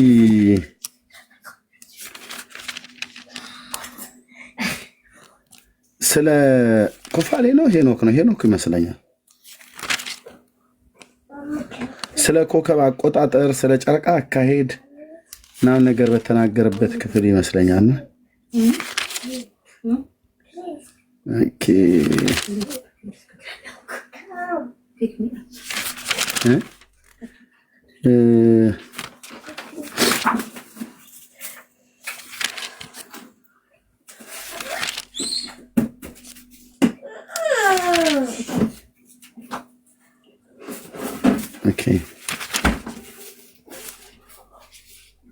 ራሱ ሀሳቡ እንዴት እንደመጣልኝ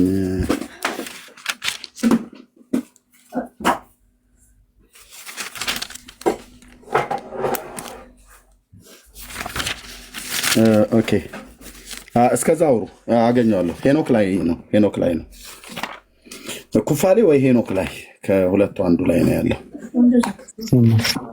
ጴንጤ ጥቅስ ጠፋ ይላሉ። የእናንተ እኮ መጽሐፍ ነው፣ እኛ እኮ አይደለም። የእናንተ መጽሐፍ ነው ብራዘር። መጽሐፍ ሄኖክ እኔ አንዴ ነው በደንብ አድርጌ ያጠናሁት፣ ደጋግሜ ያላነበው።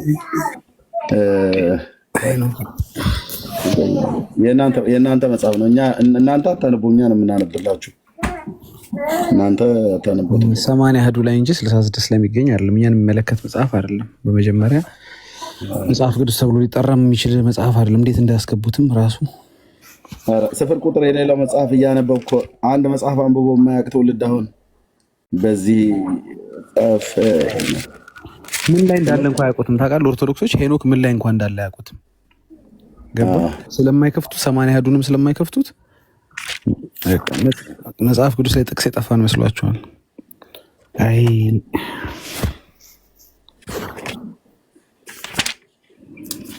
ኦኬ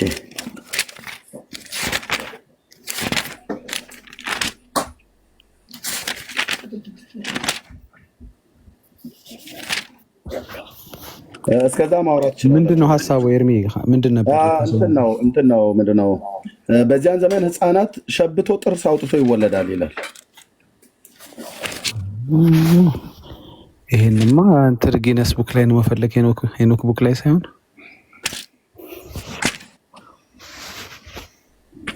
ሸብቶ ጥርስ አውጥቶ ይወለዳል የሚመዘገበው እዛ ነው።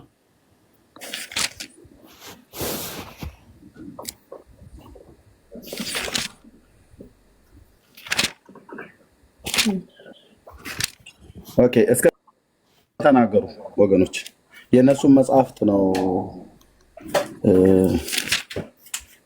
እሺ እህቶችን ራሄል፣ ኤልሳ፣ ሊሊ አሉ፣ ጆንዬም አለ።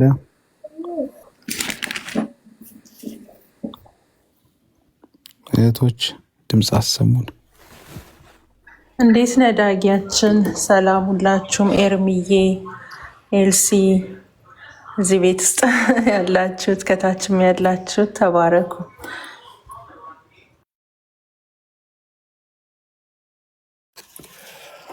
አሜን አሜን። ተባርከናል። ተባረክ ጌታችን። ሊሊ ዳጊያችን በድጋሚ ትላል ከቬጋስ እህታችን ኤልሲ። ባለፈው እንግዲህ ጊዜ አልሰጠኋችሁም፣ በጣም ይቅርታ። ሰላም ነው። ሰላም በይን እስኪ ካለሽ። ከዛ ራይል ትቀጥላለች። እሺ ኤልሲ የለሽም፣ ስትመጪ ትይናለሽ ወይ ድምፅሽ አይሰማም። መጽሐፍ የሚገኘው ኦርቶዶክሳውያኖች ባካችሁ የእናንተን መጽሐፍ እንንገራችሁ። ሄኖክ መጽሐፍ የሚገኘው 80 አሐዱ ላይ ከተጨማሪዎቹ 15ቱ መጽሐፍ አንዱ ነው። እኛ አንቀበለውም እሱን መጽሐፍ። ስለዚህ 66 ውስጥ የለም። 15ቱ መጽሐፍቶች በጠቅላላ እንደው አንድ ቀን ቤት ከፍተን እናወራችኋለን። እርስ በርሳቸው የሚጋጩ እንደው አንድ ሁለት እንኳን ንገረን ካላችሁ በጣም የሚያስቅ እንኳን አይደለም መጽሐፍ ቅዱስ ላይ እንደው የድርሰት መጽሐፍ ላይ እንኳን በዚህ መልኩ ታሪክ ሊጋጭ ታሪክ ሊዋሽ በማይችል መልኩ የውሸት ቃላቶች የሚጋጩ ቃላቶች ከቀሪ የመጽሐፍ ቅዱስ ሀሳብ ጋር የሚጋጩ ስለሆኑ 15ቱን የቅኑና መጽሐፍት በዚህና በብዙ ምክንያት አንቀበለውም። እንደው አንድ ሁለት ምክንያቶች ልንገራችሁ ብዬ ነው እንጂ ብዙ ምክንያት አለ ቀኖናውን ማንቀበልበት ወይም ተጨማሪ መጽሐፍቶችን ማንቀበልበት። ስለዚህ እነዛ 15 መጽሐፍቶች የኛ ስላልሆኑ ጥቅሱ ጠፋም ተገኘም እኛን የምትጠይቁናል። የኛ መጽሐፍ አይደሉም። ኦኬ። ሌላው ደግሞ ሁሉም ነገር እንድናውቅ መጠበቅ የለበትም ያንዳንዷን ነገር፣ ይህም መታሰብ አለበት። ስለዚህ ይህ የሚያሳየው እናንተን ነው የምትዋረዱት። የት እንኳን እንዳለ መጽሐፋችሁ አታውቁትም። ግለጡት እስኪ፣ ግድ የላችሁ እንደው 80 አሐዱንም ቢሆን ግለጡትና አትሊስት ከዛ ውስጥ ከአዲስ ኪዳን እንኳን ከፍታችሁ ጀምራችሁ ለማንበብ ሞክሩ እስኪ። እስቲ ዝም ብላችሁ እንደው ማቴዎስ ብላችሁ ጀምሩና ደግሞ ከማቴዎስ ነው የሚጀምረው አዲስ ኪዳንና ከሱ ጀምራችሁ ብታነቡ ለራሳችሁ አንዳንድ ምዕራፍ ሁለት ምዕራፍ አንብቡ። ከዛ በኋላ ይነግራቸዋል። ጥላው ስለሆነ ብሉይ ኪዳን ለአዲስ ኪዳን አንዳንድ ነገሮች እየገቧችሁ ይመጣሉ። ደግሞ አዲስ ኪዳን ብቻ አንብበው አለ ብላችሁ ሄዳችሁ እንዳታወሩ። እንደው ቢያንስ ከሱ ጀምሮ ማለት ነው። አቅሙ ካላችሁ ሙሉን መጽሐፍ ቅዱስ አንብቡት። ግን ትክክለኛው ሐሳብ የምታገኙት 66ቱ ላይ ምንም የማይገጫጩ ሐሳቦችን የምታገኙት። ለምሳሌ አንድ ምሳሌ ልንገራችሁ እስቲ። ቆይ ኤርሚዬም ስላለ እዚህ ጋር ክፍሉን አውጥቶ ሊያሳያችሁ ይችላል። ልነግራችሁ ይችላሉ። ሌሎች እህቶች ይቀጥሉና አንድ ሁለት የሚያስቁ ነገሮች እንኳን መጽሐፍ ቅዱስ ላይ በእንዲህ አይነት መልኩ የተጋጨ ነገር ሊኖር ምን ስትሆኑ መጽሐፍ ቅዱስ ብላችሁ 80 ያህዱንም እንደያዛችሁት አላውቅም እና አሁን ይሄ አለ ብላችሁ አታምኑ። እሺ አንድ ሰው ይቀጥል። እንዴ እስከዛ ልክፈተው። ራሄልዬ ወይ ኤልሳዬ ነገ ቀጥል። ፋይንድ አውት እና አለን ችግር የለ። አይ ቲንክ ራሄል አለሽ ካለሽ አንቺ ሰላም በይንና ወራስ ይችላል። ጌታ ይባረክ። እንዴት ናችሁ?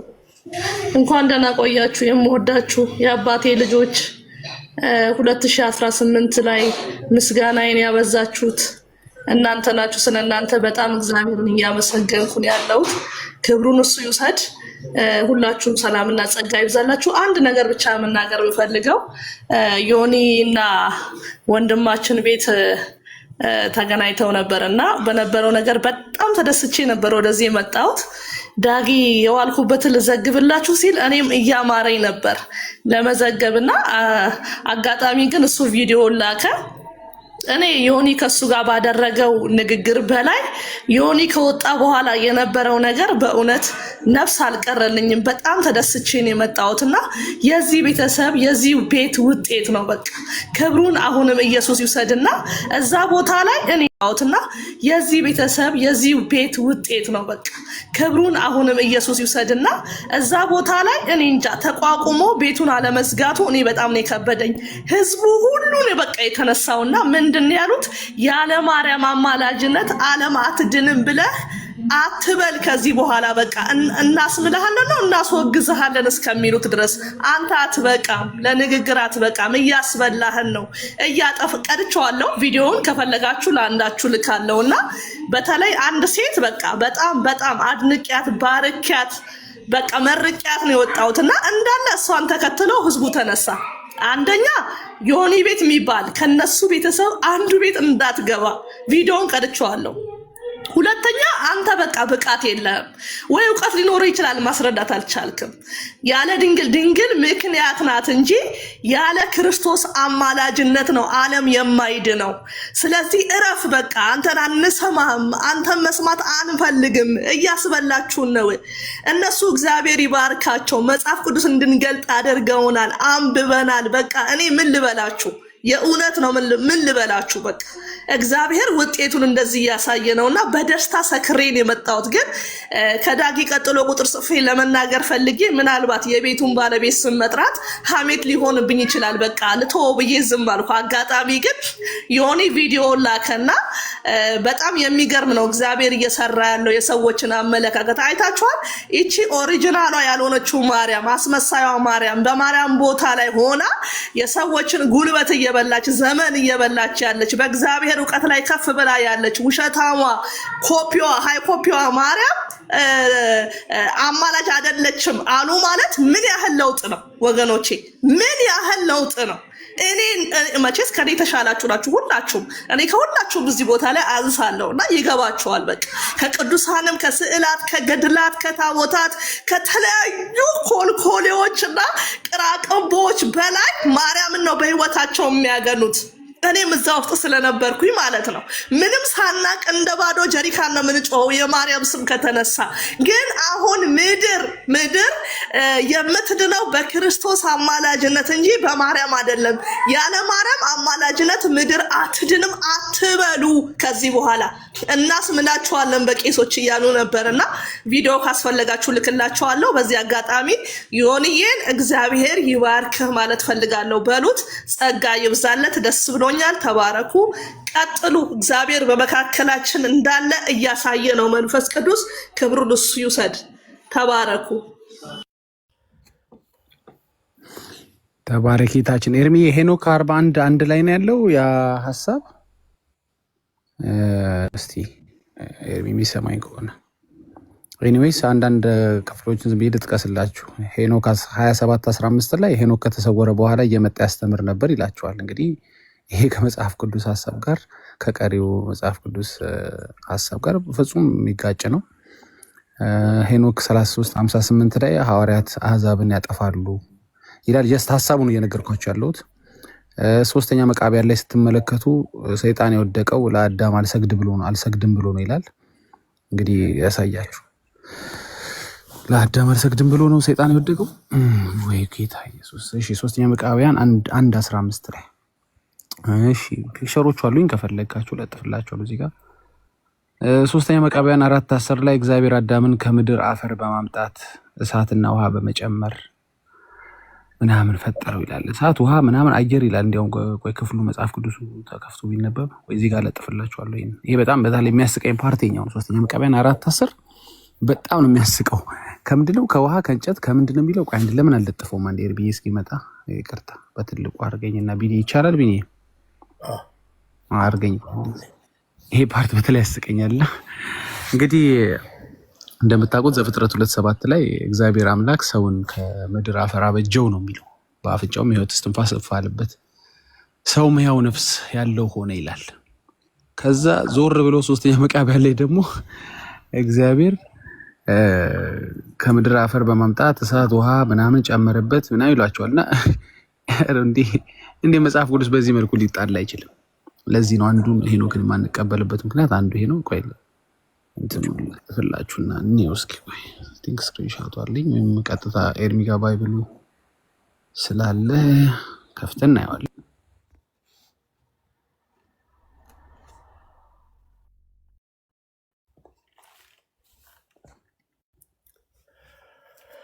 እሺ ጌታ ይባርካችሁ። ዳግዬም ስልክ ገብቶበት ነው። እኔ ሰከንድ ውስጥ ይመለሳል። እንቀጥላለን። ሁላችሁም ታች ያላችሁ ቤተሰብ እዚህም ታፕ ሼር ኮፒ ሊንክ በማድረግ አካውንቱን ከሪስትሪክሽን 3 ጊዜ ነው ተልኮልኛል እንታደገው ማለት እወዳለሁ። የምትችሉ የምናስገድዳችሁ አይደለም። የምትችሉ ግን ሼር ኮፒ ሊንክ አድርጎ የተባርካችሁ። ዳግዬ ይመጣል። ያው ቢኒ እንትን ለማድረግ ስገባ ነው ውስጥ ስገባ ፒክቸሩን ለማውጣት ነው እና ሲንክ እያደረገ ነው ከክላውድ እያለ አስቸገረኝ። ቆይ ካልሆነ በቪዲዮ አብሬ አሳያችኋለሁ። ተመቻችና ችግር አንድ ሰከንድ እሺ፣ አንዴ ልግባና ተመልሼ ካልሆነ ቪዲዮ አደረግና አሳያችኋለሁ። ቀላሉ ግን ብለጥፈው ነው ብዬ ነው። እሺ ችግር የለም። ዳጊ በሚያመች መንገድ እንትን አድርገው እንቀጥላለን። እንግዲህ መጋለጥ ያለበት ሁሉ መጋለጥ አለበት። ሰው መስማት ያለበት ሁሉ እውነታው ሰው መስማት አለበት። ግን በጣም በጣም በጣም የእውነት ለውጥ እየመጣ ነው። ኦርቶዶክሳውያን መጠየቅ ጀምረዋል። ይሄ ትልቅ ለውጥ ነው። ትልቅ ለውጥ ነው። መጠየቅ ሲጀምሩ ማንበብ ይጀምራሉ። ማንበብ ሲጀምሩ ወደ ጌታ ይመጣሉ ማለት ነው። ስለዚህ እየተዘረጋ ነው። ዳግዬ ከጨረስክ ይከንጋያ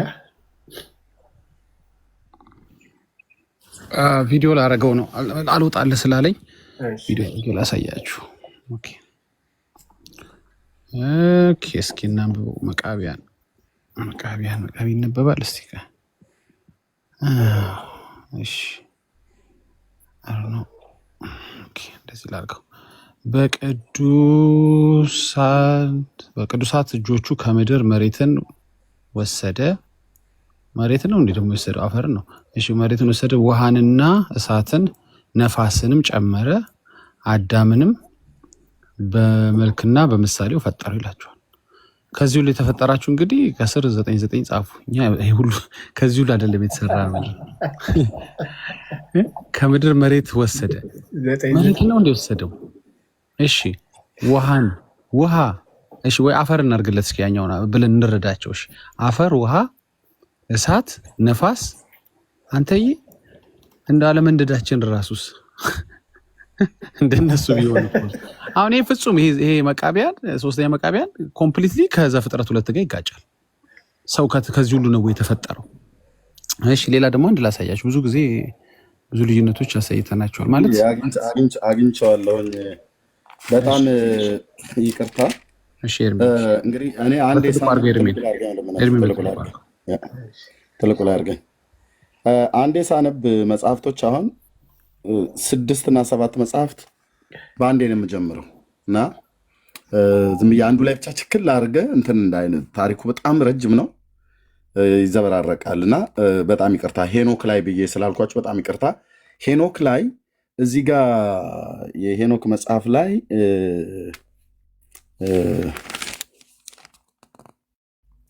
በዚህ ክፍል ላይ ይሄ አስማትንና ኮከብን መቁጠር ምዕራፍ 2 ላይ ያለው እዚህ ጋር ፈረሱም በቅሎ ወደ ማዕረግ እና አስማዚያስ የሚባል እዚህ ጋር አጋንንት ናቸው። አሁን ለምሳሌ በርቄልም ኮከብ መቁጠርን አስተማረ፣ ኮከብኤልም ምልክትን ማሳየትን አስተማረ።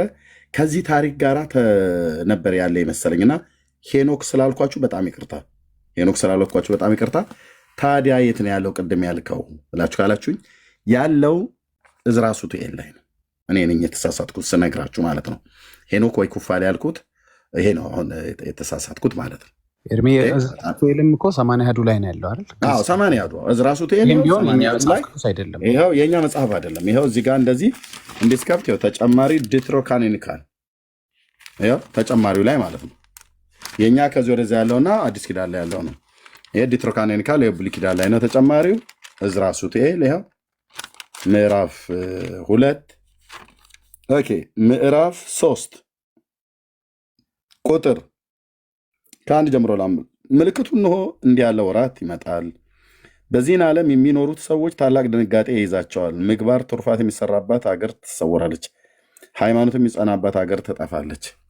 አንተ ካየኸው በሰማኸው በደል የበዛ በደል ይሰራል። በአዝዕርት በአትክልት አምሮ የምታየው ይህ ዓለም የጠፋ የፈረሰ ሆኖ ያልፋል። ምድር በምድረ በዳ ትሆናለች። እግዚአብሔር ሕይወትን ከሰጠ 3 ዓመት በኋላ ምድርን በመከራ ስትታወቅ ታያለህ። ፀሐይ ድንገት በሌሊትም ያበራል፣ ጨረቃም ድንገት በቀንም ያበራል። ከእንጨቶች በተአምራት ደም ይፈሳል፣ ድንጋይም በተአምራት ትጮኻለች። ሕዝቡ ይታወካሉ፣ ከዋክብት ይረግፋሉ። ይነግሳል ብለው ብዙ ሰዎች ያልጠረጠሩት ሐሳዊ መሲህ ይነግሳል። ከሰማያት ሰማያት ወረዱ፣ ከድንግል ማርያም ተወለዱ ሲል ቃሉን ሁሉ ይሰማሉ። በየሀገሩ ሽብር ይሆናል፣ እሳትም ከሰማይ ተጠቅሎ ይወርዳል። የምድረ በዳ አውሬዎች ቦታቸውን ትተው ወደ ከተማዎች ይገባሉ። ከሴቶችም ሸብቶ ጥርስ አውጥቶ ይወለዳል። ቅድሜ የተናገርኩት ማለት ነው። መጽሐፉን ስላሳሳትኳችሁ ይቅርታ። ለምን ያሳሳትከን ኤርሚያስ? ለምን ያልሆነ መረጃ ነገርከ ብለካል። አንዴ 6 እና 7 መጽሐፍት ነው የማነበው። እነሱ ጽፈውታል፣ እኔ ሳነብላቸው ሙሉ። አንዳችሁም ኦርቶዶክሳውያን ይህን መጽሐፍ አንብበህ ጨርሰህ አታውቅም። ይህንን መጽሐፍ 80 አሐዱን አንዳችሁም አንብባችሁ ጨርሳችሁት አታውቁም። እረኛው ኤርሚያስ ግን አንብቦ ጨርሶታል። በጌታ ጸጋ በዝቶለት ማለት ነው። የእናንተን 80 አሐዱን ነው ስናጠና የምንውለው። ዲትሮካኖኒካል የተጨማሪ መጽሐፍት ማለት ነው። እንዴት እንዳነበብኩት አየህ። አንተ ቁጭ ብለህ መናፍቅ ብለህ በል። ስንፍና ጎጆ ሰርቶብህ ማለት ነው። ጴንጤው የእናንተን መጽሐፍ ይኸውልህ በርብሮ ጥርስ ከምላሱ አውጥቶ ዳጊ ማንበብ አይጠበቅበት፣ ሌሎቹ ማንበብ አይጠበቅባቸውም። እኔ አንብቤ እሰጣቸዋለሁ። ለምን ይድከሙ? ህይወት የሌለበት መጽሐፍ ሲያነቡ አይናቸው ለምን ይጨናበስ? ኦኬ ዶክተሬ እዚህ ሲመረምረኝ አይኔን አንዷን አይኔ ብዙ ጊዜ ስጠርጋት የምታዩት ከማንበብ የተነሳ ብሎ መነጽር አዞልኛል። ስለዚህ ወንድሞች ማንበብ አይጠብቅባችሁም። መረጃ ከፈለጋችሁ እኔም ጋር ሌሎች ወንድሞች ጋር ጠይቁ፣ እንሰጣችኋለን። ዕዝራ ሱቱኤል አየኸው። አንተ ቁጭ ብለህ ማርያም ወረደች አሸዋ ላሸዋ ትላለህ። መጽሐፍ ተበልቷል። ይታያል ወንድም አለምዬ፣ ለጌጥ አይደለም እንደዚህ። አሁን መጽሐፈ ሲራክ፣ መጽሐፈ ጦቢት፣ የወዲት ጎዲት የለም። የነ የወዲት ሁሉ እዚህ አሉልህ። ጉዲትም ትዕግስትም ካለች በሙሉ በሰልፍ አሰልፌ እና አስቴር ሁሉ ከዛኛው አስቴር ጋር ሁለት አስቴሮች ናቸው ያሉት እዚህ መጽሐፍት። በጣም የሚገርማችሁ ከዛኛው ከእውነተኛው አስቴር ጋር አይገናኝም። በምዕራፍ ይበልጣል። ይኸውልህ እንደዚህ ተበርብሮላል። ቤት ይታያቸዋል ወገኖች። እንደዚህ ነው የምናነበው። ይሄ 80 ያሉ ነው እስካሁን ድረስ ተጨማሪ ዲትሮካናኒካል ቁጭ በሉና አንብቡ መጽሐፍ አንብቡ። 1700 ዓመት ታሪክ አለኝ እያልክ አዎ ትልቅ ቤተክርስቲያኖች ኦርቶዶክስ ዘመኗም ረጅም ነው የትየለሌ ነው። ግን ልጆቿ መጽሐፍ ቅዱስ አያነቡም። ዝም ብሎ ጠላ መጠጣት ምናምን ነገር መሳደብ ኩፋሌ ተበርብሮላል፣ ተበልቷል። እውነቴን ብዬ የምልህ ለጉራ አይደለም። መጽሐፍ ሄኖክ መጽሐፍ እኛ አለን ብለህ የምትለው እኔ በልቼዋለሁ አልኩ ብራዘር። ንብብ ቁጭ ቅርጥፍ ኦኬ። የኔ መጽሐፍ ከዚህ በኋላ ያለው ነው አዲስ ኪዳን እና ቅድም ካሳየኋችሁ ይሄው እነዚህ የኛ መጽሐፍቶች አይደሉም። እነዚህ እዚህ ጋር ያሉት ይሄኛ የምንቀበለው 39 ይሄኛ የምንቀበለው 27ቱ ይሄ የኦርቶዶክስ ነው። አንብበዋል ኤርሚያስ ፊደል በፊደል ይሄንኛውን 27ቱን 39ን 15ቱ ተብሎ የሚባሉት በተለምዶ ዲትሮካናኒካል እዚህ ውሸት መዋሸት የለም። ስለዚህ ዳጌን መጽሐፍ ሙሉ በሙሉ አንብበው ብዬ እነ ዲትሮካናኒካል አልመክርም። እኔ ስላነበብኩ ዋጋ መክፈል የለብህም። የምትፈልገው መረጃ ካለ ኤርሚ ብለህ ካልከኝ እነግርሃለሁ። እዝራሱ ሱቱኤል ላይ ነው ማለት ነው። ሄኖክ ያልኩት እኔ በስተት የዛኛው ከአስማዚያዝ የሚባለው አጋንንት ኮከብ መቁጠር ምናምን ነገር አስተማረ ምናምን ብለው የሚሉት ከሱ ጋር የተዛመደ መስሎ የነበር ታሪኩ እና በቃ ይቅርታ ብያለሁ ማለት ነው። መጽሐፉን አሳሳትኩ እንጂ ታሪኩ መጽሐፍት ውስጥ የለም። ያው እዝራሱ ሱቱኤል መጽሐፍ ላይ እንዲህ ቁጭ አድርገናል። ስንሳሳት እንደዚህ ይቅርታ እንላለን። አየህ የጴንጤ ባህሉ ይሄ ነው። የተሳሳቱትና መጽሐፉን ሄኖክ ብዬ ስላልኩ ማለት ነው። እዝራሱ ሱቱኤል ሸብቶ ጥርስ አውጥቶ ህፃናት በዚያ ዘመን ይወለዳሉ።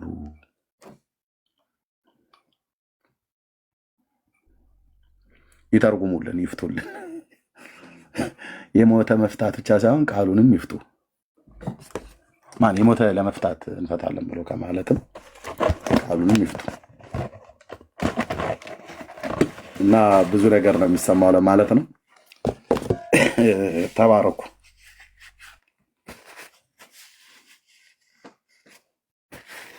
አለው አይደል? ሰምቻለሁ። ወንድምነት ትሰማለህ? ጌታ ይባርክህ። የተወለደ የለም እናንተ ሰፈር ከነ ጺሙ ሸብቶ ጺም እኮ ጺምማ ብለው ቢሉ ፀጉር አብቁሎ ነው። ሸብቶ ጥጥ መስሎ ማለት ነጭ ሲሸብት ሰው ነጭ አይደል የሚሆነው? ፀጉሩ ሸብቶ ጥርስ አውጥቶ ሁለት ብቻ ይወለዳል። አንደኛ መቃብያን 23:1 ግን በጣም ፌቨሪት መንፈቀና አንደኛ መቃብያን የበሬው እንዳይ አረ ምን በሬ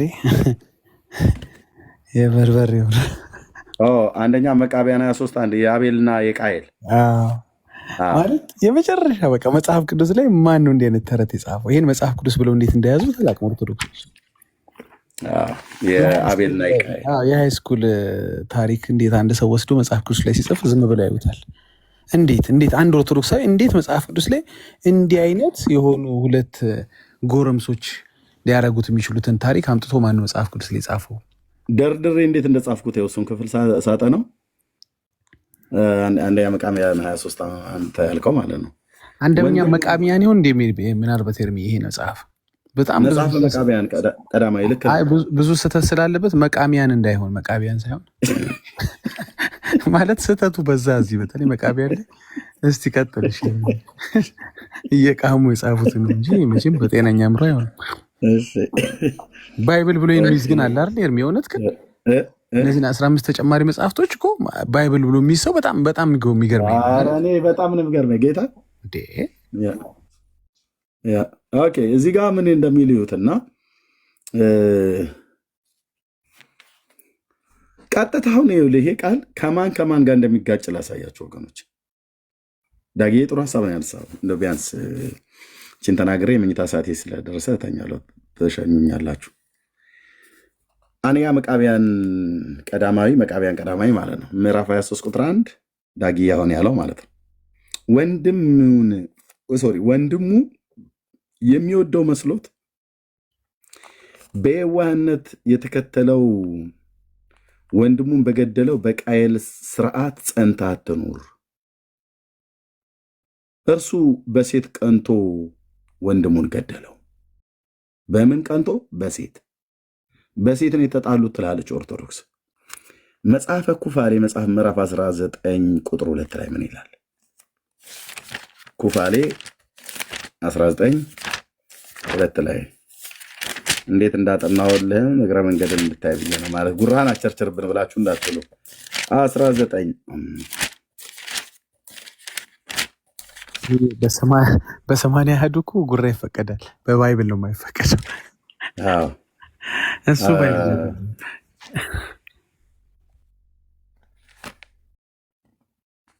19:2 ኩፋሌ ማለት ነው። በዚህ ኢዮቤልዩ በዚህም ሱባኤ ውስጥ በሚቆጠረው በሁለተኛው ዓመት ርብቃ ልጇን ያዕቆብን ጠርታ ልጄ ሆይ ከከነዓን ሴቶች ልጆች 2 ሴቶችን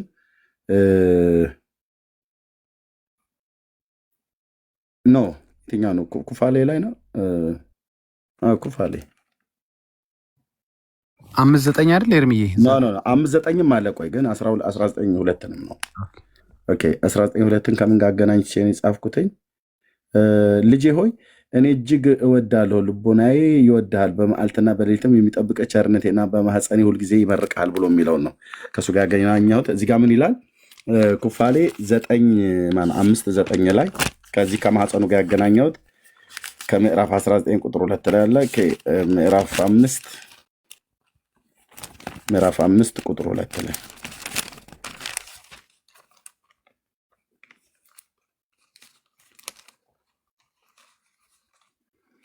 ያ ምዕራፍ 5 ቁጥር 2 ላይ ባለው ጋር አዳምም በዚህ ከገነት ሲወጣ በጎ መዓዛ አድርጎ እንዲቀበል ዕጣን ምንድነው? ዕጣን ቃአንን፣ ልባንጃ፣ ሰልቡንን የሚባል ሽቶ ፀሐይ ሲወጣ ሰውነቱን በሰወረበት ቀን በጠዋት አጠነ። በዚያችም ቀን የእንስሳትና የአራዊትን ሁሉ በዚህም ዓለም የሚመላለሰውን ፍጥረትን የወፎችን የሚንቀሳቀሰውን ፍጥረት ሁሉ አፍ በአንድ ቀን ከመናገር ተከለከለ። ከዚያን አስቀድሞ አንዱ ከአንዱ ጋር በአንድ አንደበት በአንድ ቋንቋ ይናገሩ ነበር ብሎ ይላል። የዘፍጥረት መጽሐፍ ምዕራፍ 12 ላይ ባለው ማለት ነው። መጽሐፈ ኩፋሌ ምዕራፍ 5 ቁጥር 9 ላይ ደግሞ እዚህ ጋር ሄደን ስናየው ምን እንደሚል ይሁት። እግዚአብሔርም አሁን ይሄ ነው እርስ በርስ እንዴት እንደሚጣላዩ። እግዚአብሔርም ከአቤል እጅ መስዋዕትን ተቀብሏልና ሎክ በሴት ቀንቶን የገደለው ይሉ የለ እዚህ ጋር መቃቢያን ቀዳማዊ ምዕራፍ 23 ቁጥር 1 ላይ ያው እርሱም በሴት ቀንቶ ወንድሙን ገደለ ይላል። እዚሁ ክፍል ላይ መጽሐፈ ኩፋሌ ደግሞ ማለት ነው ምዕራፍ 5 ቁጥር 9 ላይ እግዚአብሔርም ከአቤል ልጅ መስዋዕትን ተቀብሏልና በቃየል ልጅ ግን መስዋዕቱን አልተቀበለምና በሶስተኛው ኢዮቤልዩ በመጀመሪያው ቃል ቃየል ወደ ምድረ በዳ ቃየል አቤልን በምድረ በዳ ገደለው፣ በግፍ ስለሞተ እየተካሰሰ ደሙ ከምድር እስከ ሰማይ ይጮሃል ይላል። ኦኬ ይታያቸዋል አይደል? እዚህ በሴት ቀንቶ ገደለው አሉን። እዚህ ደግሞ መስዋዕቱን ስለተቀበለው ነው አሉ። ኩፋሌ ምዕራፍ 5 ቁጥር 9 ላይ ማለት ነው። ኦኬ አንደኛ መቃቢያን 19 እዚህ ጋር ወደኋላ ደግሞ ተመልሰን 19 አንደኛ መቃቢያን 19:2 ላይ ደግሞ ምን ይላል? ቃየል ልጆች የቃየልም ልጆች በበዙ ጊዜ በከበሮና በበገና በሳንቲን መሰንቆን ሰሩ፣ ዘፈንና ጨዋታን ሁሉ አደረጉ ካለ በኋላ እንዲህ ይላል። እርሷ መልከ መልካም ነበረችና ለእርሷም ከገደለው ከደግ ሰው ከአቤል ሚስት መልካሞችን ደምገባዎችን የሚሆኑትን ልጆችንም ዳግመኛ ለቃየል ተወለዱለት። ወንድሙን ከገደለው በኋላ የሱን ገንዘብ ርስት የሆነችው ያቺ እሷን ወለደ ብሎ ይላል። ወንድሙን አቤልን ገሎ ሚስቱን ወሰደበት ይላል። ኦኬ ዘፍጥረት 4 ላይ ይሄ ቃል አለ ወይ? ስለ አቤልና ቃየል በመጀመሪያ የሚናገረው በዚሁ ክፍል ላይ ዘፍጥረት 4 ላይ ያለ ወይ ብለህ ብትል የለም። ቃየልና አቤል መገዳደላቸውን ይናገራል እንጂ ሚስቱን ነጠቃት ብሎ የሚል በሴት ምክንያት ቀንቶ ገደለው የሚል የለም። በሴት ምክንያት ቀንቶ ገደለው ብሎ የሚል እዚህ መቃቢያን ላይ እንደጻፉት የለም። ኦኬ ይህም ብቻ አይደለም። መቃቢያን 23 እዚህ ያወጣው ማለት ነው። ኦኬ በዕብራውያን 11 ላይና በተለይ አንደኛ ዮሐንስ መጽሐፍ ምዕራፍ 3 ቁጥር 12 ላይ ምንድነው የሚለው? አንደኛ ዮሐንስ 3:12 ቃየል አቤልን የገደለው በምን ምክንያት ነው? ኦርቶዶክስ በሴት ተጣልተው ነው ትላለች። መጽሐፍ ቅዱስስ ምን ይላል? ኤርምያስ የመጽሐፍ ቅዱስ ንገረን። ከመጀመሪያ የሰማችኋት መልእክት ይህች ናት። ዮሐንስ ወንጌላዊው እርስ በርሳችን እንዋደድ የምትችል ይህች ናት። ከክፉ እንደነበረው ወንድሙንም እንደገደለው እንደ ቃየል አይደለም። ስለምንስ ገደለው ይላል ዮሐንስ ሲጠይቅ። ኦርቶዶክስ በሴት ምክንያት ነዋ ትላለች። በሴት ነው የተጣሉት ወንድማማቾቹ ብላ አይልም እኮ እግዚአብሔር ቃል። እና ዮሐንስ ይጠይቅልሃል፣ ጥያቄ ምልክት ይጠይቀናል። በምንድን ነው የገደለው ይላል። የገዛ ስራው ክፉ የወንድሙም ስራ ጽድቅ ስለነበረን ይላል። የትኛው ነው ክፉ? የትኛው ነው ጽድቅ የተባለው? የአቤል ጽድቅ የተባለው የትኛው ነው? የወንድሙስ ክፉ የሆነው የተባለው የትኛው ነው? የዕብራውያን መጽሐፍ መልስ አለኝ ይላል። ወደ እሱ እንሄዳለን። ወደ ዕብራውያን 11 እሺ ምን ይላል? ዕብራውያን 11 ላይ ከአቤል ይልቅ ማን ነው? አቤል ከቃየል ይልቅ የሚበልጥን መስዋዕት ለእግዚአብሔር በእምነት አቀረበ። ይሄ ነው ጽድቅ የሆነው የአቤል በእምነት ስላቀረበ። በዚህም እግዚአብሔር ስለ ስጦታው ሲመሰክር እርሱ ጻድቅ እንደሆነ ተመሰከረለት። ሞቶም ሳለ መስዋዕቱ እስካሁን ድረስ ይናገራል ይላል። የወንድሙ ጌታ ያልፈለገው ጌታ የቃየልን ያልፈለገበት ምክንያት ባይዘው ልብ በሉ። በዚህ አጋጣሚ አቤል ከበግ ነው ያቀረበው፣ ቃየል ደግሞ ከእህል ነው ያቀረበው። ምን ይላሉ አንዳንድ ሰባኪዎች እነሱና እግዚአብሔር ጥራጥሬ ስለማይወድ ነው ይላል። ዳር ያዝ አንተ ሰውዬ። የእህል ቁርባን መስዋዕት እግዚአብሔር ብሉይ ኪዳን ላይ ሲቀበል ነበር አይባልም እንደዚህ። እና እግዚአብሔር ደም ነው የሚወዳል። እግዚአብሔር ዛር ውላጅ አይደለም ብራዘር። እዚህም እኮ አቅርብ ተብሎ ሲባል ብሉይ ኪዳን ላይ የቀረቡ የእንስሳና የመስዋዕት ደም የሰዎችን የኃጢአት መታሰብ ለማድረግ እንጂ እግዚአብሔር የማንንም ፈርስና ስብ እንደዚሁም ደም እንደ ዛር ውላጅ ረግጦ አሽትቶ እንደዚህ እንዲህ አይነት ነገር የለም። ሰውን ለማዳን የዘመኑ ቁጥር ሲደርስ ከሴት የተወለዱ ልጁን ከመላኩ በፊት ሕግ የሚባል በመካከል ላይ ጣልቃ ገባ። ለሰው ተብሎ ሲባል ማለት ነው። ጥራጥሬ ስለማይወድ ነው ትላላችሁ እንዴ? ዶሮ አረካው እንደ ጌታዬን። የእህል ቁርባን መስዋዕት ይቀበል ነበር ጌታ ብሉይ ኪዳን ላይ። የእህል ቁርባን ነዷቸውን ሁሉ ይዘው ይቀርቡ ነበር። ዘሌዋውያን ላይ ሄጄ ላሳይ ልታሳድሩኝ ካልሆነ በስተቀር ደስ ይለኛል። እኔ በአምላኬ ቃል ላይ እንደ ንጹህ ውሃ እየጠጣሁት እንደ ንጹህ ውሃ እየዋኘን እንሄዳለን። እና እግዚአብሔር በግ ስላቀረበለት አቤልን በግ ነው የሚሻለኝ፣ ይሄ ጥራጥሬ ያመጣ ይሄ ስስታም ሰውየው አላለም። ጌታ እንደዛ አላለም። ሰውየው ገበሬ ነው፣ ቃየል ገበሬ ነው፣ ይሄ ደግሞ እረኛ ነው። ታዲያ እግዚአብሔር ለምንድነው በጉን ያቀረበው? በጉን ሲያቀርብ በእምነት ነው ያቀረበው። ስለዚህም ጽድቅ ሆኖ ተቆጠረለት። ያኛው ደግሞ እህሉን ሲያቀርብ በምንድነው? ያለ እምነት ነው ያቀረበው። ስለዚህም ምን ሆኖ ኃጢአት ሆነበት ማለት ነው። ስለዚህ እግዚአብሔር ወደ ቃየልና ወደ መስዋዕቱ የተመለከተው መስዋዕቱን ሲቀበል የተመለከተው በእምነት ስላቀረበ ነው። ስለምን ገደለው ይላል? የወንድሙ ስራ ጽድቅ ስለነበረ ይላል። ዮሐንስና እኮ ጳውሎስ እንዴት እንደሚጽፉት አንተይ እንዴት ነው? ኦኬ ከክፉ እንደነበረው ወንድሙ እንደገደለው እንደ ቃየል አይደለም ይላል።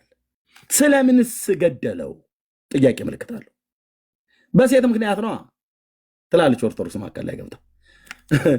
የዕብራውያን መልክ ጸሐፊ ደግሞ የለም የወንድሙ ስራ ጽድቅ ስለነበረ ነው ያለ። ጽድቅ የሆነው ሴት መቀማት ነው። የአቤል ጽድቅ የሆነው ምኑ ነው? በእምነት ማቅረቡ ነው። የቃየል ክፉ የሆነው ምንድን ነው? ያለ እምነት በማቅረቡ ነው እግዚአብሔር መስዋዕቱን ያልተቀበለለት እንጂ ዘሌዋውያን መጽሐፍት ላይ የእህል ቁርባን የተቀበለ ጌታ የቃየልን ጥራጥሬ አልቀበልም ብሎ አላለም። የእህል ቁርባን መስዋዕትን ያቀርቡ ነበርና ነዶውን ሁሉ አምጥተህ በአምላክ ፊት እኮ ወዝውዘው ይላል። ወንድምዬ ወዝውዝ አምጣ ወደ ጌታ ነዶውን በሰባተኛው ኢዮቤልዩ እንደውም እንዳታጭዱ ገቦውን ሁሉ ራሱ እዛ ተበላላችሁ። አይ ቲንክ ስድስተኛው ላይ መሰለኛው ሰባተኛው ስድስተኛው ላይ ስድስተኛው ወይ ሰባተኛው ኢዮቤልዩ ላይ እንዳታጭድ መሬቱን ራሱ ቶ ብሎ ማለት ነው።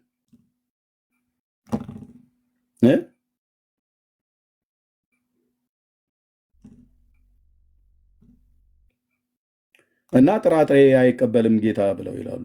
ነውር እኮ ነው ወንድምዬ፣ ነውር ነው።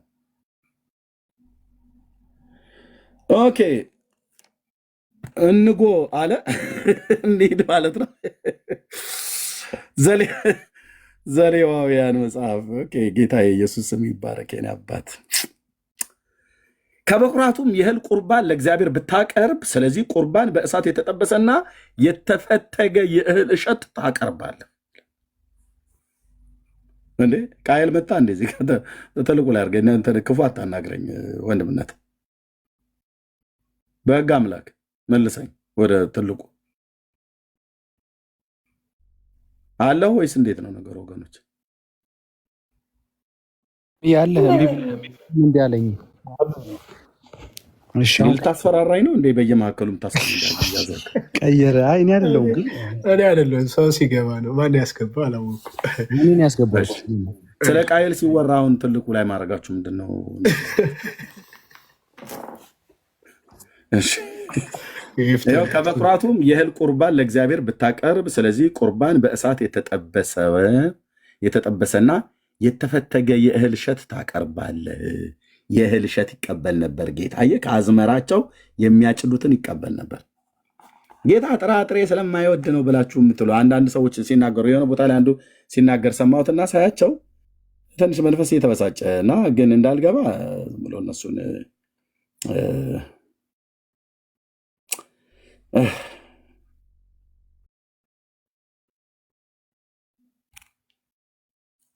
ዘሌዋውያን ምዕራፍ 2 እዚሁ ላይ ቁጥር 1 ስታነበው ማናቸውም ሰው የእህል ቁርባን ለእግዚአብሔር ሲያቀርብ፣ እህል ማለት ነው ስንዴ ይቀርብ ነበር ብሉይ ኪዳን ላይ ብራዘርዬ። ሲያቀርብ ቁርባኑ ከመልካም ዱቄት ይሁን፣ ዘይትም ያፈስበታል፣ ዕጣንም ይጨምርበታል ይላል። ወደ አሮንም ልጆች ወደ መገናኛው ድንኳን ያመጣዋል። ከመልካምም ዱቄትና ከዘይቱ አንድ እፍኝ ሙሉን ዕጣኑን ሁሉ ወስዶ ካህኑ የእሳት ቁርባን ለእግዚአብሔር ጣፋጭ ሽታ እንዲሆን ለመታሰቢያ በመሰዊያው። ይሄን ሁሉ ጌታ ይህን ሁሉ አሁን ስንዴ ምናምን ነገር ሲቃጠል እኛን እንኳን እኮ ይደብረናል ብራዘር። ለምንድነው ጌታ ይህንን ያዘዘው? እኛ ሰውን መውደዱ የኔ አባት ሰውን መውደዱ ሰውን ለማትረፍ ለኃጢአት መታሰብ እንዲሆን የእህል ቁርባን በዚህ ድረስ እንጂ ስንዴ ሲቃጠል እግዚአብሔር እነዚህ ሳይጎሽ ያሚ ነው ምናምን ነገር የሚል ይመስላል። ከእህሉ ቁርባን የተረፈውን ለአሮንና ለልጆቹ ይሆናል። ይህንን ለእግዚአብሔር የሚሆነውን የእሳት ቁርባን ቅዱስ ቅዱሳን ነው። በቶን የተጋገረውን የእህል ቁርባን ስታቀርብ በዘይት የተለወሰውን መልካሙን ዱቄት የቂጣ እንጎቻ ወይም በዘይት የተቀባ ስስ ቂጣ ይሁን። ቁርባንም በምጣድ ላይ የተጋገረ እህል ቁርባንም ቢሆን ዘይትም የተለወሰውን መልካሙን ዱቄት። አቤት ጌታ የኢየሱስን እኮ እያየሁት ነው። ገላገለኝ በጌታ በኢየሱስ። ቆርሰህም ዘይትም ታፈስበታለህ። የእህልንም ቁርባን ነው። ቁርባንም በመቀቀያ የበሰለ የእህልን ቁርባን ቢሆን ዘይትም የገባበት መልካሙን ዱቄት የተደረገ ይሁን። ከዚህም የተደረገውን የእህል ቁርባን ወደ እግዚአብሔር ታመጣለህ፣ ለካህኑም ትሰጠዋለህ፣ እርሱም በመሰዊያው ላይ ያቀርበዋል። አየህ፣ በመሰዊያው ላይ ይቀርብ ነበር የእህል ቁርባን። ቃየል ጥራጥሬ ስላቀረበ እግዚአብሔር ጥራጥሬ ስለማይወደው ብላችሁ የምትሉ ሰዎች ንስሐ ገቡ። ያው ጌታ ጥራጥሬ ይቀበል ነበር። እንደ ሕጉ ሰውን ለማትረፍ የኃጢአትን መታሰብ ለማድረግ ሕግ ከሕግ በታይ ተዘግተን እንኖር ነበር ብሎ እንደሚል ማለት ነው። ዋናው አካል እስኪመጣ ድረስ ሞግዚት ሆኖ በመካከል ላይ ጣልቃ ገብቷል። ቴንክ ዩ ሎርድ። ስለዚህ ቃየል የሞተበትን መቃብያን ላይ ቀዳማዊ ምዕራፍ 23 ላይ ኦርቶዶክስ በ80 ያዷ በተጨማሪዋ በሴት ነው የተጣሉትና የተገዳደሉት አለች። እንዴት ብለህ የአቤል ሚስት ቆንጅዬ ነበረች። ከያስ በኋላ ይልልሃል ወሬ ሲያራዝም ማለት ነው። ከያ በኋላማ አያትና ወንድ ብየው ቃየል ወደዳት ይላል። ቁጭ ብለው ያዩ አይመስሉም።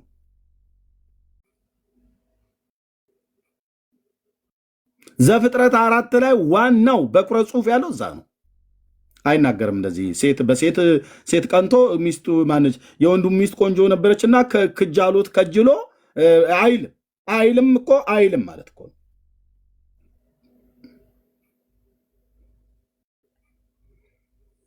አይልም። ማን ዘርጋው እታች ወረድ። እዚህ ቁጭ ብለህ እጄ ክፉ ጽሑፍ ይጽፋል። ማን ነው ኢየሱስ ፍጡር ቦሊስ የሰማ በልታች ወረድ። የማይመጥነ ቦታ ላይ እዚህ ቁጭ ብለህ ተወተፈ ውሸት ዋሻለህ አይደል? እኔ ነኝ ያስወረድኩ። ለምንድን ነው ኢየሱስን ፍጡር የሚትሉት ይላል። መቼ ያልንኛ ፍጡር ሄደ ፍጡር እንፈልግ እናንተ ናችሁ ፍጡር እያላችሁ እንትን የምትሉት እዛ። ኦኬ ስለዚህ ስለምንድን ነው የገደለው ይላል። የዮሐንስ ጥያቄ ይጠይቃል። ከክፉ እንደነበረው ወንድሙንም እንደገደለው እንደ ቃየል አይደለም። ስለምንስ ገደለው ካለ በኋላ የገዛ ስራው ክፉ የቃየል ስራ ክፉ። የገዛ ስራው የተባለው ምን ነበረ? ስራው ለእግዚአብሔር ያቀረበው መስዋዕት ያለ እምነት ነው። የወንድሙ ስራው ጽድቅ ስለነበረ ነው። ጽድቅ ያስባለው ምንድነው? በእምነት የመጣ በእምነት ነው ያቀረበው። በእምነት ብሎ የሚለውን አንተ እኮ ነው ኤርሚያስ የጨመርከው ብለህ ብትለኝ ዳር ያዝልኝ። እኔ አይደለም የጨመርኩት፣ የዕብራውያን መልእክት ጸሐፊ ነው የጨመረው። የዕብራውያን መልእክት ጸሐፊ ከአቤል ከቃየል ይልቅ የሚበልጥን መስዋዕት ለእግዚአብሔር በእምነት አቀረበ። ይሄ እምነቱ ነው ጽድቅ የሆነው ለአቤል።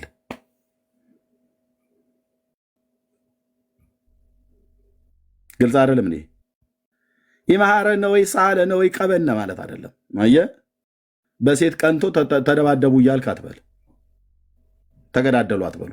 ሙሴ ያልጻፈውን ጳውሎስ አይ ቲንክ የዕብራውያን መልእክት ጸሐፊ ጳውሎስ ነው ተብሎ የሚታመነው ጳውሎስ ያልጻፈውን ዮሐንስ ያልጻፈውን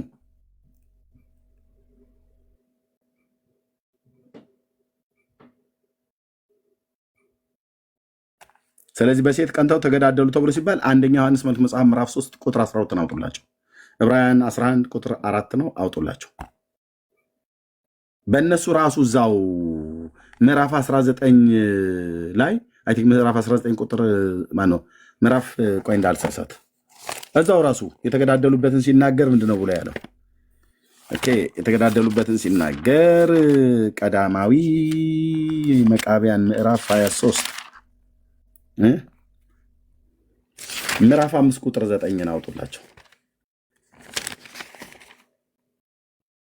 ማንን? ኩፋሌ ምዕራፍ 5 ቁጥር 9 ኩፋሌ መጽሐፍ ምዕራፍ 5 የዕብራውያንንና የአንደኛ ጢሞቴዎስን አላምንም ብለው ካሉ ምዕራፍ 5 ቁጥር 9 ላይ አውጥተህ ታጋትረዋለህ ማለት ነው። ከዛ አንተ እቺ ቤተክርስቲያን ብራና ዳምጣ ቀለም በጥበጣ ነገር ብሎ የሚል ያወጣል።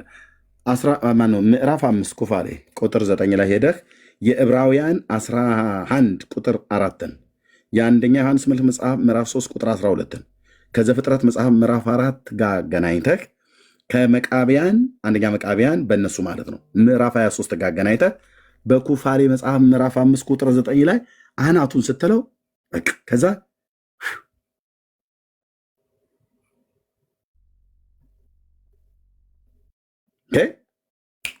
ድራሹ ይጠፋል ማለት ነው። ፊት ለፊት አይቆምም። ደድገመው ብራዘር፣ ልብ በል ስማኝ። ታሪኩ ያለው ዘፍጥረት መጽሐፍ ምዕራፍ 4 ላይ ነው። የሁለቱ ወንድማማቾች እንደምታውቁት እዛ ጋ በሴት ቀንቶም ብሎ የሚል የለም። መስዋዕት ለእግዚአብሔር በእምነት አቀረበ ልክ ዮሐንስ መልእክቱ ላይ ምዕራፍ 3 ቁጥር 12 እና ዕብራውያን መጽሐፍ ምዕራፍ 11 ቁጥር 4 ላይ እንደተጻፈው ማለት ነው። ጳውሎስና ዮሐንስ እንደጻፉት ማለት ነው። ሙሴ የጻፈው ዘፍጥረት 4 ላይ፣ ጳውሎስና ዮሐንስ ዕብራውያንና ዮሐንስ መልእክት ላይ እንደጻፉት ነው። ኦርቶዶክስ ኮርስ በርሷ አኮተጣለች ብራዘርዬ፣ ከሙሴም ከጳውሎስም ከዮሐንስም። አንደኛ መቃብያን ሴት አይደለም ታዲያ የወንድሙ ስራ ጽድቅ የሱ ክፉ ስለነበረ ይላል። በምንድን ነው ክፉ የሆነው? ያለ እምነት መስዋዕት አቀረበ ቃየል። ስለዚህም እግዚአብሔር ወደ ቃየልና ወደ መስዋዕቱ አልተመለከተም። ያለ እምነት የምታደርገው ነገር በፍጹም እግዚአብሔር አይመለከተው። መልክቱ ይሄው ነው። ሕገ ልቦና፣ ሕገ ኦሪትም አዲስ ኪዳንም ያለ እምነት የሚደረግ ነገር እግዚአብሔር አይፈልገውም። ለምን በሬ አይደለም ዝሆን ለምን አታመጣ? አንዳንድ ሰው እኮ በጣም በሬ ወስጄ እኮ አረድኩለት ለመድኃኔዓለም ምናምን ነገር ይላል። ዳርያዝ ብራዘር፣ በሺህ ተራሮች ያሉ እንስሶች የሱ ናቸው። ጌታ እኮ እስራኤልን እኮ ጠየቀው። እኔ እኮ በበረሃ በተጓዛችሁ ጊዜ ጠየቅኳችሁ እንዴ ስለ መስዋዕት አላቸው። በሺህ ተራሮች ያሉ እንስሶች የኔ ናቸው አለ። አንተ እከክ የወጣበትን የቆሰለ እና አንተን አውሬ የነከሰውና የቧጨረውን ሁሉ ነበር የሚያመጡት ለጌታ። በሚልኪያስ መጽሐፍት ላይ ሄደ እኔ አባት ቆንኩ ክብሬ ወዴት አለ? ጌታስ ቆንኩ መፈራቴ ወዴት አለ አላቸው። አንካሳና ነውረኛ የሆነ መስዋዕት የምታቀርቡት ይላቸዋል። የአባቶች አምላክ አየህ፣ ጀማመረኝ ማለት ነው። ሚልኪያስ እኮ ነው እንደዚህ ያላቸው። ሚልኪያስ እግዚአብሔር እንደዚህ ይላችኋል አላቸው። የጎበጠ ያነከሰ ታመጣለህ እንዴ? ወደዚህ ወደኛ ዘመን ስታመጣው ሽርፍራፊ ሳንቲም ትሰጣለህ እንዴ? ከታክሲ የተመለሰልን መባ ውስጥ አይጨመርም። ያለኝ ይሄ ነው አትበል። ዋሌት ውስጥ ሲያስቀመጥከው ከታክሲ የተመለሰለትን መባ ይሰጣል። ከሰጠ ስጥ፣ ካልሰጠ ተው። የተበጨቀና የተቦጫጨቀ ነገር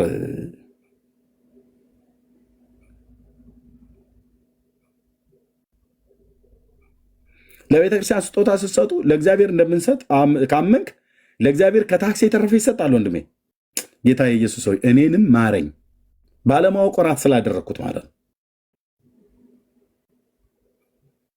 ስሙኒ ተመልሶልሽ ከሆነ ስሙኒ ነው የምትሰጪው። መባንትን ውስጥ የኔ እናት ጌታ ሆይ በኋቃዬ ደግሞ ባዶ ሆነ። እንትን ምንድነው አይጦች ገቡበት፣ እንሸላሊቶች ደነሱበት። እንዴት አይደነሱበት እህትዬ? ልጆቿን ለምን አትድርበትም? አይጥ በዋቃሽን ማለት ነው። ወዴት ነው የኤርሚያስ የምትሄደው? ለምን አይጦች አይደንሱበትም? ከነ ልጆቻቸው ጭምር ሰርግና ምላሽ ለምን አያደርጉበትም?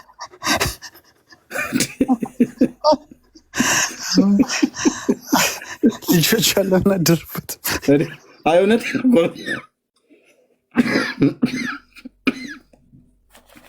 ለምን ሰርግና ምላሽ አያደርጉበትም?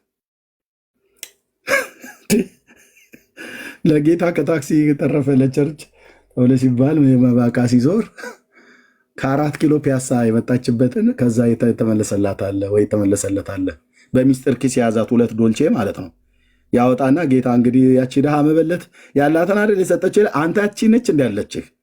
አረ በኢየሱስ ስም ደግሞ ውሸታችን እኮ አንተ ሴትዮዋ እኮ ትዳሯን ሁሉ እኮ ጣለች ነው ብሎ የሚላት ያላትን በሙሉ የዛን ቀን ትዳሯን ጣለች። ሚንስ ቤተሰቦቿ ሁሉ እሷም ይሁን ቤተሰቦቿ ቂጣም ይሁን አምባሻ ገዝታ ልትበላበት ያለችውን ትዳሯን ሁሉ እኮ ነው። ትዳር አላት ማለት ነው ሴቲቱ። እነዛ ከትርፋቸውን ወደ እግዚአብሔር መንግስት ቅጭል ያደርጉልሃል። እያየ ነው ፎቶ ምናምን ነገር እየተነሳ ማለት ነው። ጌታ ቆሞ ያልሃል፣ የሆነ ጥግ ላይ ቆሞ እያየ ነው ያመጣልሃል። ባለቦርጫሙ ባለጢማሙ ሲገባ ራሱ ሲያወራ እንትን ይላል። እንደምን አደራችሁ ቀስ ብሎ ተጎትቶ ሄዶ የሚሰጠው ይህንን ሞባይል የሚያካክል ነገር እዛ እየወሰደ ይጥልላል። ስጦታ ማለት ነው። እኚህ እኮ ሰው ናቸው ቤተ መቅደሱን ደግፈውት የያዙት። በዚህ መካከል ሲያይ ጌታ አይ ጌታ አይደለም ያያል እንዴ ያያል። እና ሲያይ እያመጡ ዱብ ያደርጋሉ። የተጎረደ እንትን አምባሻ የሚያካክል ነገር ሁሉ ነው የሚጥሉት። ከትርፋቸው ነው ግን የሚሰጡት። በቤቱ ማሰሮ ውስጥ ያስቀመጠው ዱቄት ውስጥ የደበቀው ያኔ ባንክ የለም አለ። የድሮ በሸክላ ምናምን ነገር አድርገው ይቀብሩ ነበር። የቆፈረው የቀበረው አለ። ከዛ የተረፈ ነው አምጥተው የሚሰጡት። ያቺ ግን ያላት እሷ ብቻ ነበረች። ጌታ ነው የሚያውቀው። ቤቷ የቆፈረችው የቀበረችው ምንም ነገር የለም። አምጥታ ትዳሯን ሁሉ ጣለች ይላል። እሱን ጥቅስ አምጥተህ ከታክሲ የተረፈ ሳንቲም ለመስጠት እሱን ጥቅስ ስጠቅስ ነው እንኳን ጌታን አይደለም እኔን ያበሳጨኛል። እኔ ራሴ እንኳን እንደዛ ያደረግኩበት ዘመን ነበር። ጌታን ይቅር በለኝ ብያለሁ። ዶልቼ ስሙኒ ሽልንግ 75 ሳንቲም ናት። ያችን ከዛ ያወጣና ያደርጋል። ይህ የተሰባበረ ማለት ነው። እከክ፣ ቋቁቻ፣ ቁስል፣ እብጠት የሚመግል የሚያዥ በላያቸው ላይ የነበሩትን ነውር የሌለበትን በጎች ብሎ የሚለውን ነውር ያለባቸውን እየመረጡ አምጥተው ይሰውለት ነበር። በገበታዬ ላይ ይህንን ነውረኛ ነገር ታቀርባላችሁ። ምን ነው ከእናንተ መካከል በሩን የሚዘጋ በተገኘ። እንደው ሰው እንዴት ብሎ ማለት ነው በር የሚዘጋልኝ ጠርቀም አድርጎ ላያችሁ ላይ ዘግቶባችሁ የሚሄድ ምን ነው ሰው በተገኘ አለ።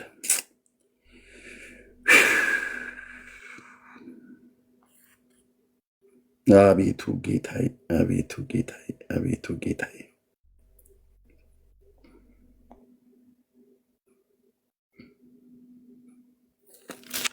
አሁንም እናንተ ካህናት ሆይ ይህንን ትእዛዝ ለእናንተ ነው።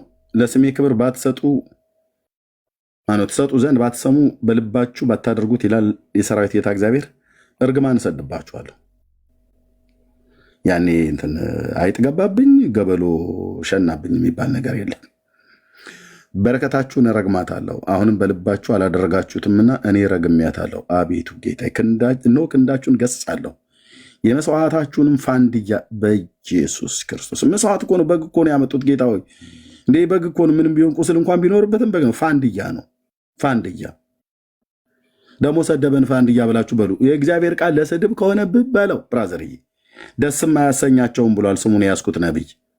የመስዋዕታችሁን ፋንድያ በፊታችሁ ላይ እበትናለሁ፣ ከእርሱም ጋር አንድነት ትወሰዳላችሁ አለ። ፋንድያ ይለዋል ጌታ ማለት ነው። ሽርፍራፊ ሳንቲም ስሰጥ ፋንድያ ቃል ኪዳኔ ከሌዊ ጋር ይሆን ዘንድ ይህንን ትእዛዝ እንደሰደድሁላችሁ ታውቃላችሁ ይላል የሰራዊት ጌታ እግዚአብሔር።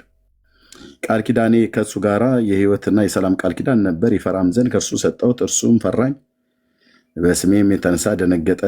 የእውነትም ሕግ በአፉ ውስጥ ነበረች፣ በከንፈሩም ውስጥ በደል አልተገኘበትም። ከኔም ጋር ሰላምና በቀነት ሄደ፣ ብዙ ሰዎችንም ከኃጢአት መለሰ። ካህኑ የሰራዊት ጌታ እግዚአብሔር መልእክተኛ ነው። ከንፈሮቹን እውቀትን ይጠብቁ ዘንድ ይገባቸዋል። ሰዎች ሕግን ከአፉ ይፈልጉ ዘንድ ይገባቸዋል። ሃሌሉያ ሃሌሉያ። እናንተ ግን በመንገዱ ፈቀቅ ብላችኋል፣ በሕግ ብዙ ሰዎችን አሰናክላችኋል፣ የሌዊን ቃል ኪዳን አስነውራችኋል ይላል የሰራዊት ጌታ እግዚአብሔር። ኦኬ እዚህ ጋር ያለውን አለፍ ልበልና ስለ መፋታት ተናገረ።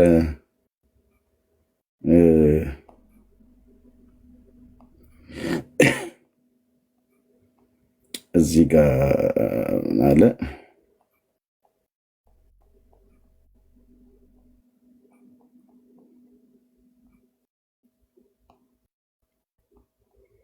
ኦኬ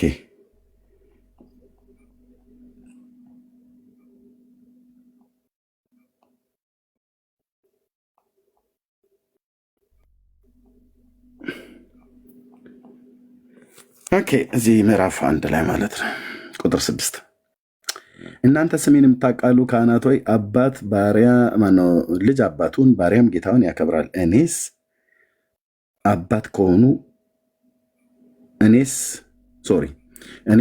ከሆኑ ክብሬ ወዴት አለ? ጌታስ ከሆንኩ መፈራቴ ወዴት አለ? ይላል የሰራዊት ጌታ እግዚአብሔር። እናንተም ስምህን ያውቃልን በምንድን ነው ብላችኋል። በመሰዊያዬ እርኩስን እንጀራ ታቀርባላችሁ። እናንተም ያረከስን በምንድን ነው ብላችኋል። ጥሩ ነው መጠየቅ። የእግዚአብሔር ገበታ የተነቀፈ ነው በማለታችሁ ነው አላቸው። እንዴት የተነቀፈ ማለታችን በምንድን ነው? ድርጊት ንግግር የሚሆንበት ጊዜ አለ። እውር መስዋዕትን ስታቀርቡ ይህ ክፉ አይደለምን? አንካሳውና የታመመውን ስታቀርቡ ይህ ክፉ አይደለምን? ያንመጀን ልብ በሉ። ይሄ ቀጥታ ስለ እንስሶች ነው የሚናገረው። እንስሶቹ አንካሳ የሆነ እንዳያቀርብ፣ እውር የሆነ እንዳያቀርብ፣ ቁስል ላያቸው ላይ ያለባቸው አውሬ የቧጨረው የበላው ሰምቲንግ የሆነ ነገር ሰውነቱ ላይ ያለ እንዳታቀርቡ ብሏቸዋል። ስለ እንስሶቹ ነው የሚያወራው። እንስሳ እንኳን ሲታረድ ለጌታ መስዋዕት ሲል ጉያ ሁሉ ነው የሚፈተሸው። እግሩ ስር መዥገር ነክሶት ደም ወጥቶ ምናምን ነገር ከሆነ በደንብ ይታያል። እንደዚህ ገልብጠው ጀርባው ላይ ጉያው ስር ወደ አንገቱ ስር ጆሮ አካባቢ ምናምን ነገር በደንብ ቼክ ይደረጋል። ምንም አይነት ነውር እንዳይኖር ማለት ነው። ነውር የሌለውን ተባት አቅርቡ ሚንስ በጉ ኃጢአት አልሰራም፣ ከኃጢአት ንጹህ የሆነና ኃጢአት ያለበት እየተባለ እንስሳ ምንም የሚያውቀው ነገር የለም። ነውር ብሎ የሚለው በሰውነታቸው ላይ እብጠት የሚመግል የሚፈርጥ ምናምን ነገር ካለ ማለት ነው። የተነከሰ በውሻ ወይ በአውሬ የተነከሰ ወይ የሆነ ነገር ሰውነቱ ሲወለድም ጀምሮ እንደዚህ ሽባ አንካሳ ምናምን ነገር የሆነ በፍጹም በሶስት እግር የሚሄድ በግ አምጥታ አትሰዋም። በጎችም የትኞቹም 4 እግር ያላቸው ስለሆኑ እውር እናስ አንካሳውን ከዚያስ የታመመውን ሊሞት አንድ ሐሙስ የቀረው ማለት ነው በተቅማጥ የተመታ ምናምን ነገር እሱን ሁሉ ያመጣሉ። ስታቀርቡ ይህ ክፉ አይደለምን? ይህን ለአለቃ ታቀርባለህ? ጠቅላይ ሚኒስትር መለስ ጋር ስትሄድ ማዞር ይመለስ አልኩኝ። እሳቸው ጠቅላይ ሚኒስትር አብይ ጋር ስትሄድ አሁን እንትን ሸርተቴ የያዘውን በግ ይዘህ ትሄዳለህ እንዴ? 4 ኪሎ ቤተ መንግስት ቢጠሩት ጠቅላይ ሚኒስትር ቀዳማዊት እመቤት ጌታ ይባርኮት እችን እስቲ በግ ምናምን ነገር በላይ ይቋቋ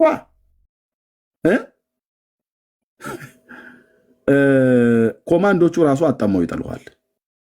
እንዴት ብትንቅ ነው 130 ሚሊዮን ህዝብ የሚመራ መሪ የሚያነክስ በግ ይዘለት የምትሄደው? አይደረግም። ሀሳቡ ራሱ አይመጣለን።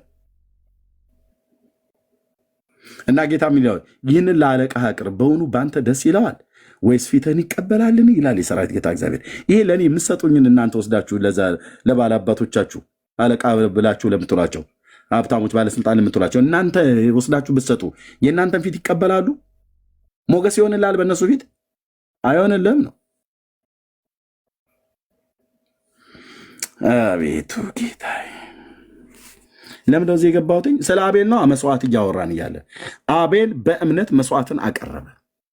ቃየልስ ያለ እምነት መስዋዕትን አቀረበ። ኦርቶዶክስ በሴት ተጣልተው ነው ግብ የተያያዘው በሴት ነው ትላለች። መጽሐፈ መቃብያን ላይ በሴት ነው ትላለች። ኩፋሌ ላይ ደግሞ እግዚአብሔር ከአቤል እጅ መስዋዕትን ተቀብሏልና በቃየልም እጅ መስዋዕትን አልተቀበለም።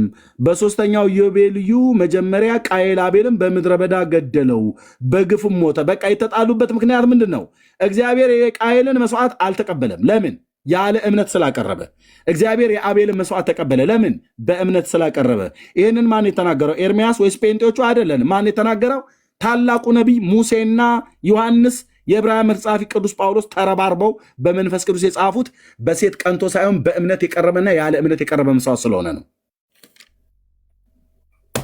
ይሄው ነው። ኦርቴ እዚህ ታወራላለች። እዚህ ኩፋሌ ላይ ያወራችሁ ከመቃቢያን ጋር እዚህ አይስማማለም። ይሄኛው ክፍል ከዚህኛው ጋር የተጣላ ነው። እነዚህ ሁለቱ ክፍሎች ደግሞ ከዕብራውያንና ከአንደኛ ዮሐንስ መልእክት ጋር ከዘፍጥረት 4 ጋር ተጣልተውልሃል።